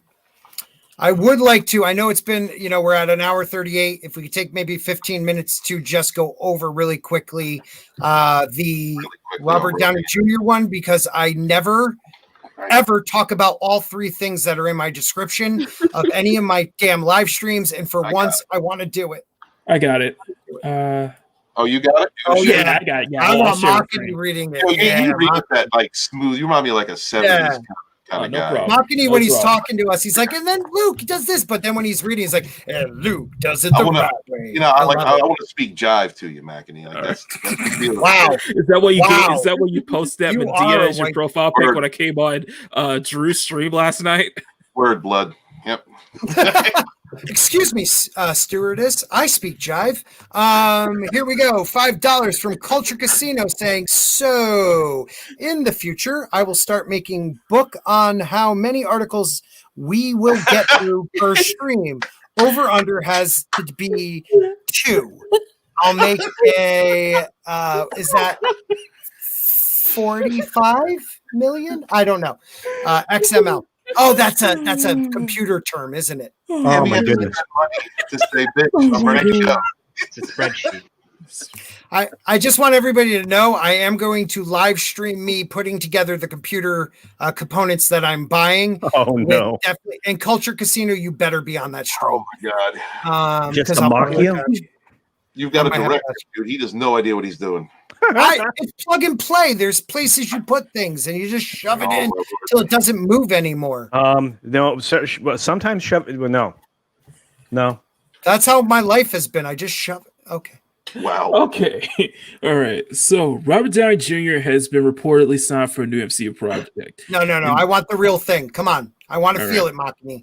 This is coming from We Got This Covered, so please take it with a grain of salt. Robert Downey Jr. is reportedly signed on for a new MCU project. That sounds comic sexy. book genre comic book series. And while RDJ may have said in a recent interview, wow, he looks different in that picture. All he can start. Let's not forget that Mads Mikkelsen denied that he was replacing Johnny Depp as Grindelwald, and Tatiana Maslany said that she hadn't been cast as She-Hulk. And all we know is those two, and all we know how those two things turned out, which is why I shouldn't become surprised as we now heard from our sources who told us that War Machine and Miss Marvel, who were in the works, even when were announced, and that Luke Skywalker appeared in The Mandalorian, that the Doolittle star has signed up for a return in Ironheart. Of course, from a storyline perspective, that makes total sense. Seeing his titular hero is definitely inspired by Tony Stark's Army alter ego, that's incorrect on that one. In MCU's version, Iron Man already has a well-established precedent for talking teenage prodigies under his wing. The extent of his involvement in the project remains unclear, and a full-scale comeback seems unlikely, but don't rule out as a voice role in AI some sort of cameo. In any case, we're told he's definitely on board for Ironheart, and we'll just have to wait and see. Oh, but capacity as he shows up. Flashbacks. It'll be a bunch of flashbacks. Yeah, this was always a thing. This was always a thing. That's what it's going to be. Or he'll be like kind of an AI. That's what I was thinking. He has downloaded himself into a computer. Listen, that fan art is lit. Looks lit. That is hot. Yeah. He looks awesome in that. But that's not him. That's Ironheart. Oh. That's Riri Williams. Yeah, no, that's Riri. That's the end. That's the end of the MCU right there. So essentially, why do you say give some context? Let me just say, as Culture, why do you say that? Really, the character can't carry a franchise, let alone stop it. The character can't carry a franchise, let alone a comic book. I mean, it's the same problem that they have with Captain Marvel. They keep having to reboot the character. Nobody wants it. Nobody wants these things. You're gonna end up in the same situation. Nobody wants Brie Larson right now anywhere near anything. So right. I mean, it's the same problem. It's just you're now going to replace the heart and soul of the MCU, like they admit here, even in this terrible article by We Got This Cover, and we end up with this character that everybody's going to disconnect from. Well, if you disconnect from the heart and soul, which again in this case would be Iron Man, they're better off just leaving him dead and not touching Ironheart at all. But hey, here we are, and there we will be. So, to add some kind of context, what happened was that in the book Civil War II, Captain Marvel kills Tony. Like, she straight up kills Tony, and he comes back. Killed the MCU? And she comes back as an AI, and he comes back as basically an AI. Riri, what happened was that Riri wasn't really inspired by Tony.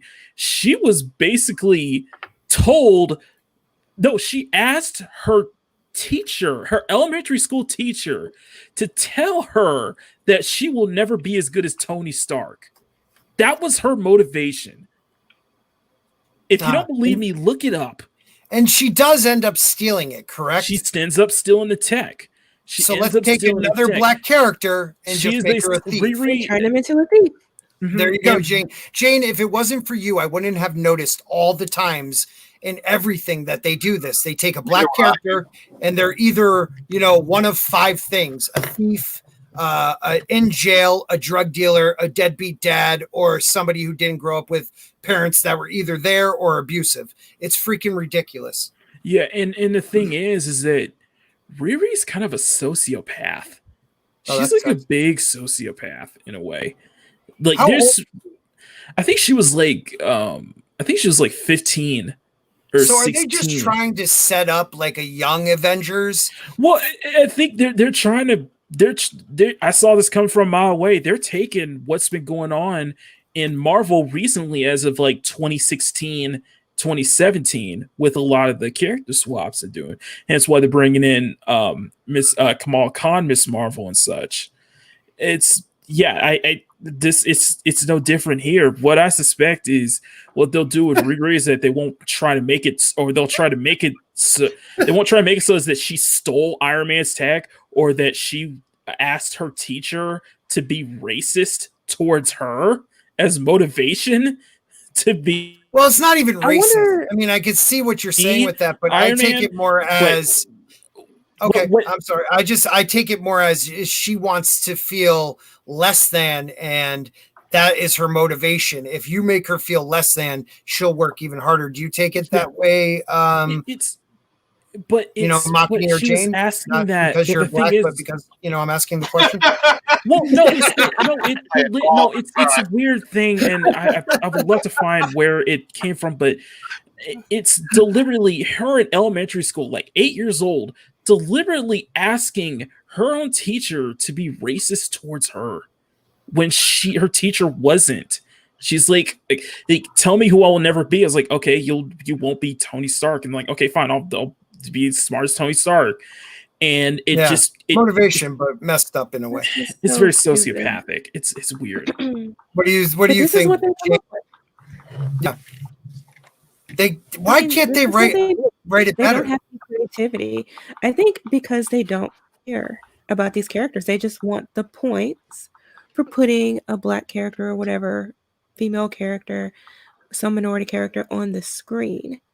Right. They don't care about substance. And I was just thinking, do we know anything about her living situation? Because I'm concerned they're going to have her too in a van. She grew up in Chicago. By the river.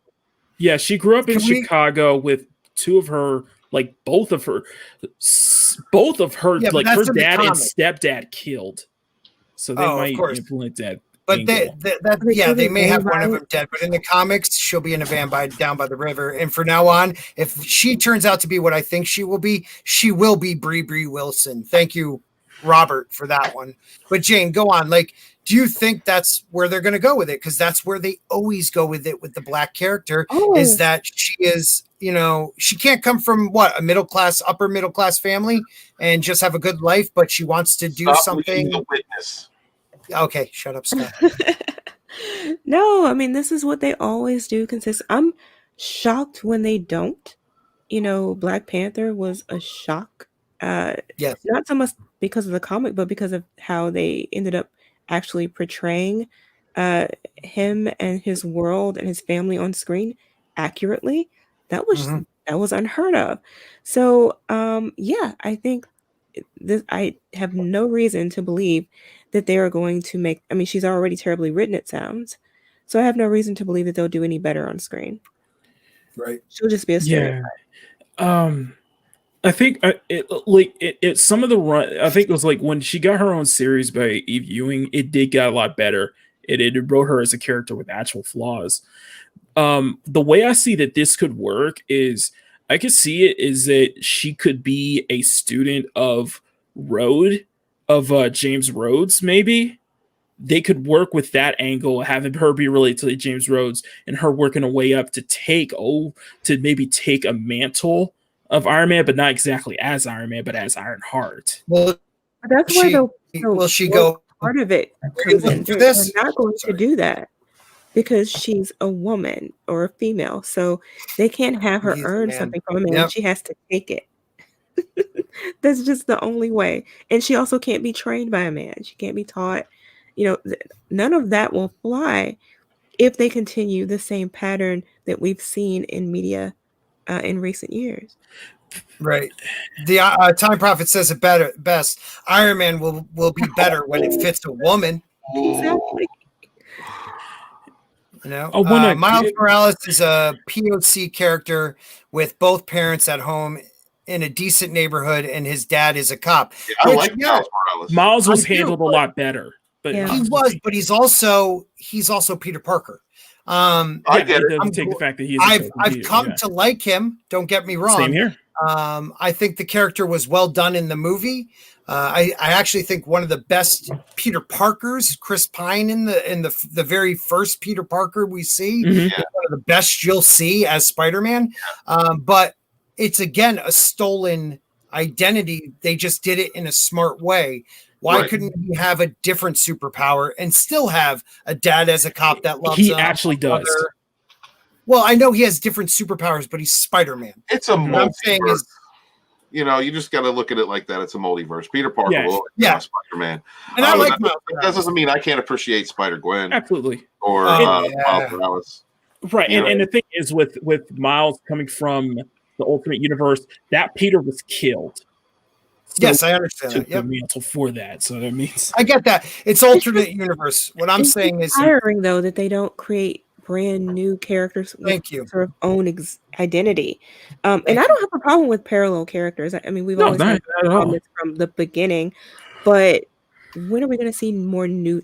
And when I say new, I mean new too in terms of their powers, because it also seems like when we do get an original Black superhero character, they are what? Electric.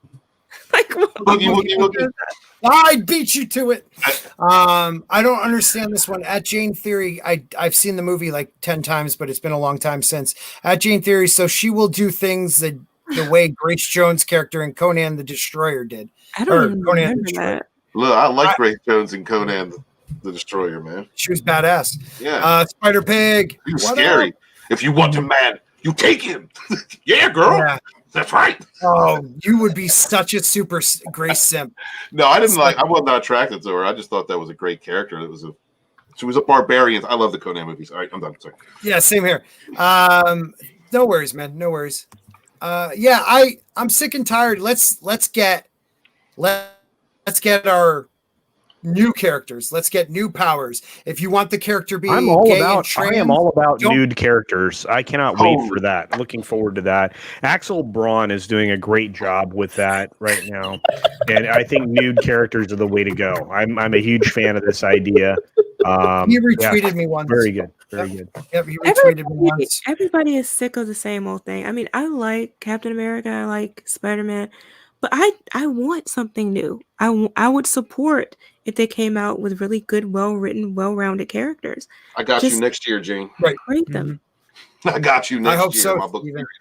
Like, the creation of Luke Cage. Like, Luke Cage was an awesome character. The fundamental idea that a bulletproof black man back in the era of the late 60s, early 70s, what a great idea for a superhero.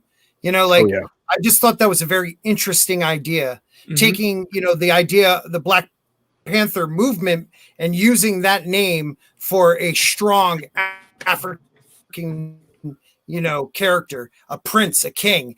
It was such good ideas, but, I feel like where's that, if you want to create your own, I think, Jayne, you've spoken on this before, give Black artists, Black writers, the backing to do this and give them the opportunity to either fail or succeed.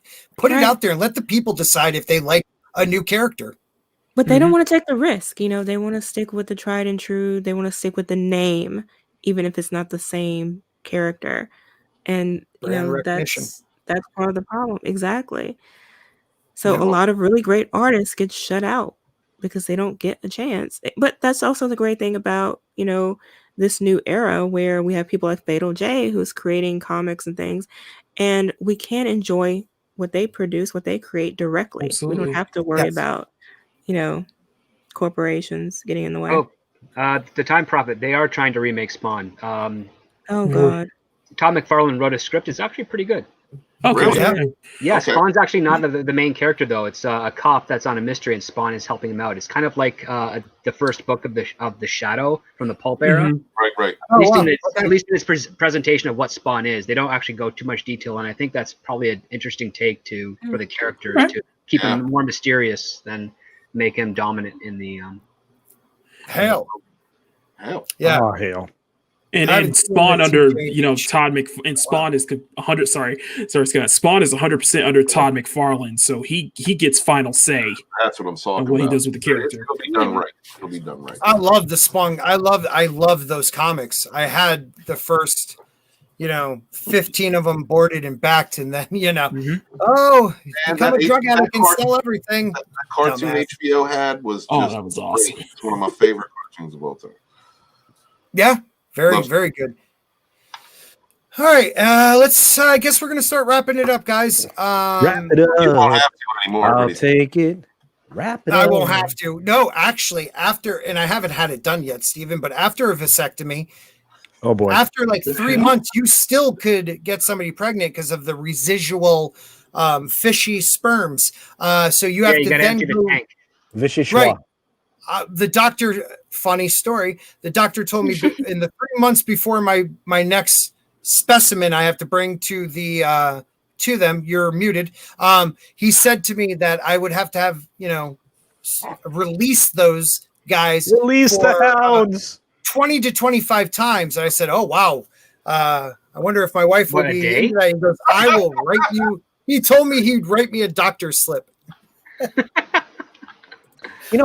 It seems like that would take the better part of an afternoon for you, and then you'd be good to go. Oh no, it takes about a minute, and then 4 or 5 minutes of crying and saying I'm sorry. But what is this happening? When are you getting this done? I don't know yet. They have to call me with a time because of the vid. There will be no live streams. I'm telling you right now. I was just about to say, be streamed. Right? They're 8 I'm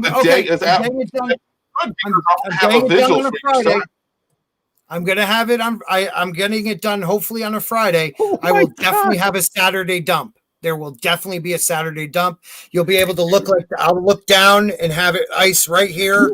I'll show you guys. Your voice will be a little higher.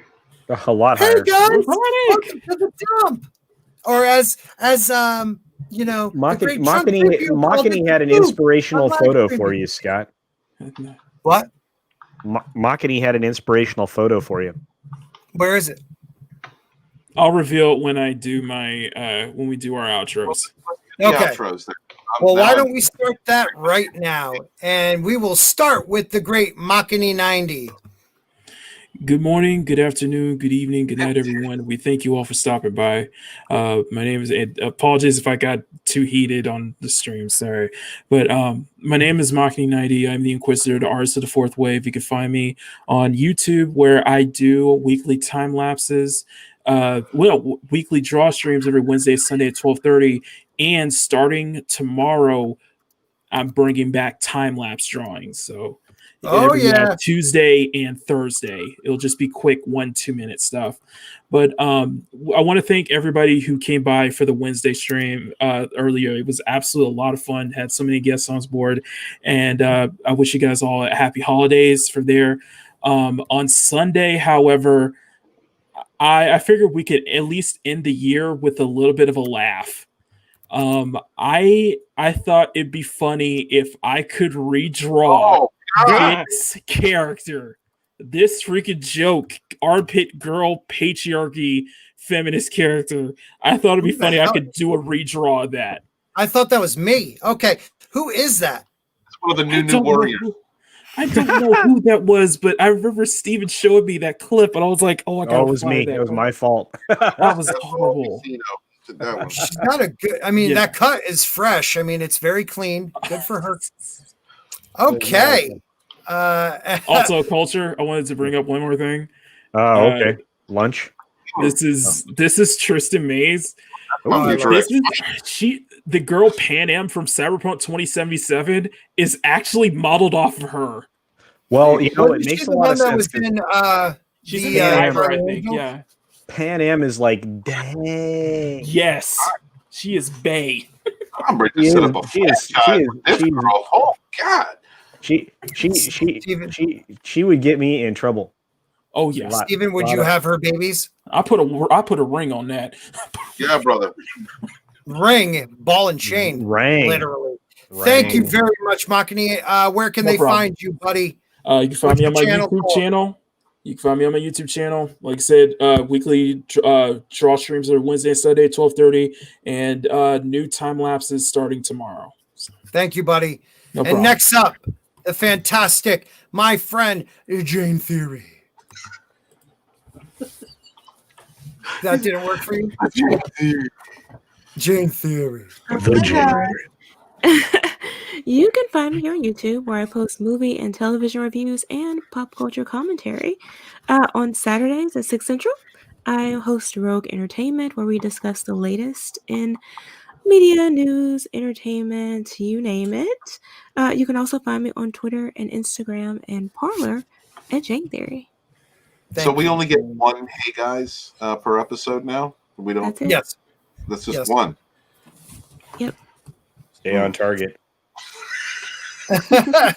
Is this something we're supposed to be watching? Yeah, this is for you, Scott. Are you ready? All right, hold on. Let's make it large. Whole squad ready? We should do that. All right, here we go. So I have this thing. I have hair in my armpits. I have it there for a few reasons. 1, lazy. 2, fuck the patriarchy. And 3, your response to them tells me everything I need to know about you. And 4, I'm redrawing you. So you need to really find somebody who can help you with your hair. And find me somebody to love. Find me somebody to love.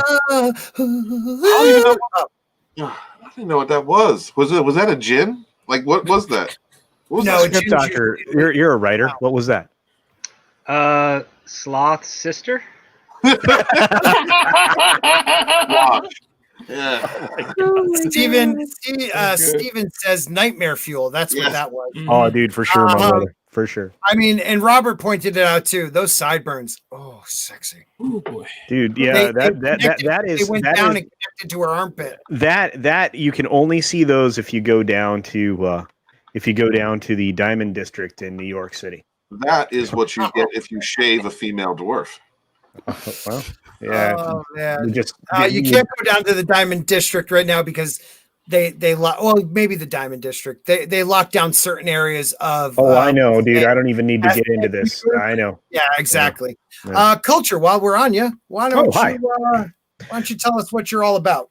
I'm Culture Casino. I represent amazing hair care products, none that you have ever heard of. Actually, I'm thinking about doing that. Could you buy a Culture Casino hair care line? Yes, you can. Hair and beard, right? Hair and beard. Yeah, I think Ords and I think it'll be Ords and Culture and Ords or Origin. Somebody come up with a thing and we'll do it. It'll be amazing. But anyway, I have a YouTube channel. I get to hang out with my friends on my YouTube channel on live streams. It's amazing. I enjoy myself. Sometimes Scott will show up over there, but usually not because he's way too busy for me. He's big time. But Steven Sunday, I'll be there. Yeah, Steven will hang out. Well, good, because this Sunday, that's the whole point I was going to get to. Well, actually, tomorrow is a bigger deal. Tomorrow, we are doing the first annual Gamers' Choice Awards. We actually solicited people via Twitter. If you check my Twitter, I retweeted a thing about it today. You can check Kai's Twitter, but we're actually doing a gaming awards that you guys vote on. Everybody votes on, and we're going to do it annually. This is the first annual, so it's just so it would be the first one this year. So inaugural. You could be in on the ground floor, guys, where everybody gets to pick the games that they love in all the categories that the other gaming companies gaming urinalists think are important, except that we don't agree with most of their choices. So we have created this amazing award show. It will be on Le Gaming Lounge tomorrow, which is going to be on Kai's channel tomorrow. And so check that out. That'll be an amazing part of your day starting at 5 Eastern, I believe. So check that out. On Friday, I'm doing the pre-flight. Yes, I'm going to be working on Christmas. I'm very excited to do so because I think some of us are not going to be with our friends and family. Some of us want to hang out and do stuff. It'll also be a pre-flight where I may have guests on who would like to talk to people and wish them a happy holiday. I think it's incredibly important for folks that celebrate Christmas and or any other holidays that are around this time of year, because I am holiday agnostic. I believe everybody should have their holidays, and please celebrate them. And I'll celebrate with you. Let me tell you, there's some holidays I like celebrating that are not mine. And apparently there's some stuff that Steven knows about where you get down in the street. I don't know. That was the beginning of the stream. I don't know. Is that a real thing? Christmas used to rock. Okay, well there you go. And then on a Sunday I'm doing my year in review stream, because I don't think I'm going to do another live stream that'll be anywhere close to related to that. So instead of the Sunday culture review, it'll be Sunday the year in review. And we'll go month by month with the things that happened as quickly as we can with the panel that we have. And I will try to funnel through as many people as I can on that day as well, because I believe everybody will have something to say about all of the things that happened along the way, including Birds of Prey, which will be on there, guys, because that happened to us. And we can talk about it, amongst many other things. So thank you also very much for tolerating my 10-minute outro. I think I might go hang out with Mary Mayhem here and check out her stream immediately following this one. So anyway, yes, everybody, definitely. Also, be sure to yes, please go ahead, Maki. No, I was going to say also, if you guys can, please share, and if you can, please donate to Mary's GoFundMe. Oh, absolutely. She could really use it. Yeah, she really, really can. And the response to that has been extraordinary. Makini, if you could post that again, please. Will do. I will give you a hug. But do check out everybody's live streams, guys, because Steven has said the most important thing that you could possibly hear. And he hasn't said it this stream, but I'm sure he will, because he likes to get on his soapbox and preach for 25 minutes. But it's we don't have an industry supporting us. It's just you guys. Right now, they're actively working against us and taking away subscribers. I have lost more subscribers than I could have possibly imagined in the course of the last 3 weeks. And I just finally picked up 3 in the last couple of days. And believe me, it's not because my content changed, although today's was a lot of fun. The video I did today. But anyway, please make sure you're subscribed to people, because you may have been unsubscribed. If you haven't seen one of your favorite creators in a while, it's probably because YouTube unsubscribed you. It's not because they stopped. So just keep that in mind. Stop sending notifications. Yeah. And if all else fails, just go to Jayne Theory's channel. It's one of the most satisfying out there. It really is. And Script Doctor's a close second, but he just doesn't have the voice. You know what I mean? Yeah. Yeah. Thanks for being on my channel, Dick. Next up, the Script Doctor. No, sorry. I love your culture. Doing that before. So I'm the Script Doctor. I've got some review videos on my channel at youtube.com/scriptdoctor. I'm toiling away on Star Trek Discovery. The Mandalorian review is going to take a while because there's a lot to break down from that episode. I also don't want to make my criticisms feel like they're going to rob anybody of the wonderful feelings that they got from some of those scenes. But at the same time, I want to just heed this warning. If you are satisfied with that and don't want more and different more, you will only get that. And I don't think that's going to do any service to Star Wars at all in the long run. Mm-hmm. So I'm not going to take it away from you, but I just want to give you a warning and let you know that keep with your voices. Speak up. Tell people online. Tell the world. Tell Disney. Tell Lucasfilm. Tell Kathleen Kennedy. Tell Jon Favreau the stuff that you like. And it might get through to them, and they might end up finding new ways to present those things that made Star Wars what Star Wars became in their current shows, and allow them to compare themselves to the best of the series and not to the worst. Because when you have a bar that low, Mandalorian does look a lot better than it should. Right. So well said. I just want to make sure that we're all able to have some reasonable standards that can be met by the industry, and hopefully surpassed. And that's pretty much all I have to say on that. And I hope I'm able to convey all that and more in my review whenever I'm able to finish that. I don't know how long it's going to be. It's getting pretty deep right now. I'm looking forward to it. I can't wait. Thank you, Script. As always, it's a pleasure to have you on here. Unlike our next one, Steven. Wait. Before we let Steven go, just so you know, Script occasionally puts the flash images of naked folks every once in a while in his videos. So definitely check out all of his videos. Look for those. Okay. Yeah, it's a game we play. Find the naked people. All right, and author Steven Walton. When the date is set, everyone, this is very important. We got to have a vigil for Scott's nuts, and man, we're gonna have a stream. Yeah, see, and that's like when the dog gets him cut off, and then like you go and you have a ceremony when you bury him in the backyard for him. You're like, dude, I'm really sorry. Okay, a little different, but okay. All right. A little different. Yeah, we need to have a vigil. We need to come together because we don't want him to go impotent. You know, he's messing around with stuff that shouldn't be messed with. No, man, no. Exactly. You know, if you're gonna do anything, tie those up in the girl. You know what I mean? I mean, you're in there anyway most of the time, so just not only that, you can empty yourself out to the point where you just don't make as much anymore. So. Really? Oh, okay. Yeah. That's new. That's new information. I'm very fertile. Are you? Yes. Dude, you're like Scott's like a sprinkler of baby batter. Thank you guys for being here tonight. I hope you all have a wonderful holiday, whether it just passed or you're about to go into it. Merry Christmas to you. Happy holidays. Thank you for supporting everybody on the panel. Thank you for being there, adding to the conversation. You know, have a great holiday, y'all. F everything that's going on in the industry. F our opinions. Let's just all have a good time. Celebrate this. We've been through so much this year. We have all been through so much, all of us, no matter where you've been able to avoid losing your job, whether you have, our families, every function in our lives have been messed up. So we're all off kilter a little bit, maybe a little sensitive, maybe a little defensive, and maybe a little pissed off that we're all in this situation, but we're all in it together. So let's stick with one another, rise together, be good to each other, please. Happy holidays. Peace. Thank you, Steven. You know what? There's only a few moments in time when Steven is cute, right? That was it right there. At the very end, when he had the puppy dog eyes and he threw up the peace symbol. And no, isn't that? And that's the time. That's the only period of time he's fetching is right at the end of the thing. Come here, boy. Come here, boy. Go get it. Go get it. Listen. I'm talking. I'm coming back. Right now. I'm trying to get some. I seen a chick. I dished Culture stream for some pussy. I'm proud of you. Wait a minute. Wait. I need to be on the stream with you. It is a reminder. I've been here when it was glory hole days, and I've been here when it wasn't.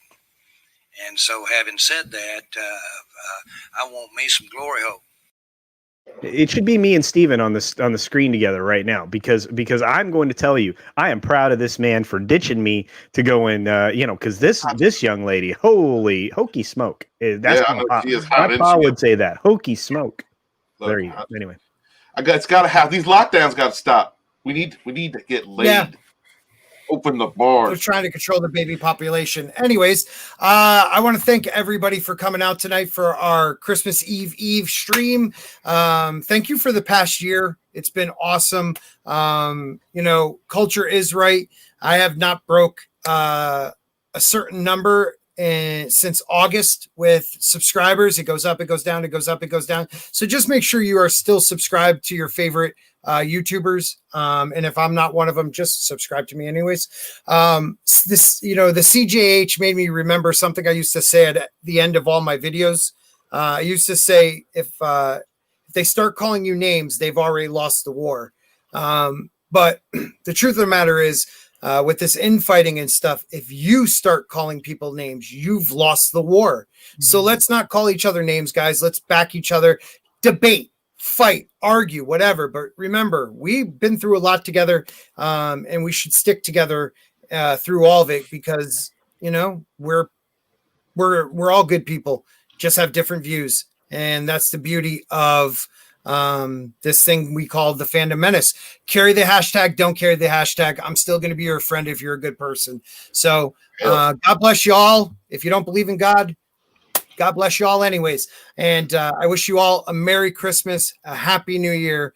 And to my members, thank you guys for being there for me. Shit, I forgot to upload the new one that has Steven's name on it and OrdsBored. No, I got Stevens, not OrdsBored.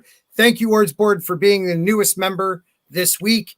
And please, guys, go over to Mary Mayhem's channel, go into her chat, tell her Sporking sent you, and tell her I love her because she was a big promoter of this channel when I had like 50 people. So I appreciate her every chance I can. And put a spork in it. We're done, people. Peace.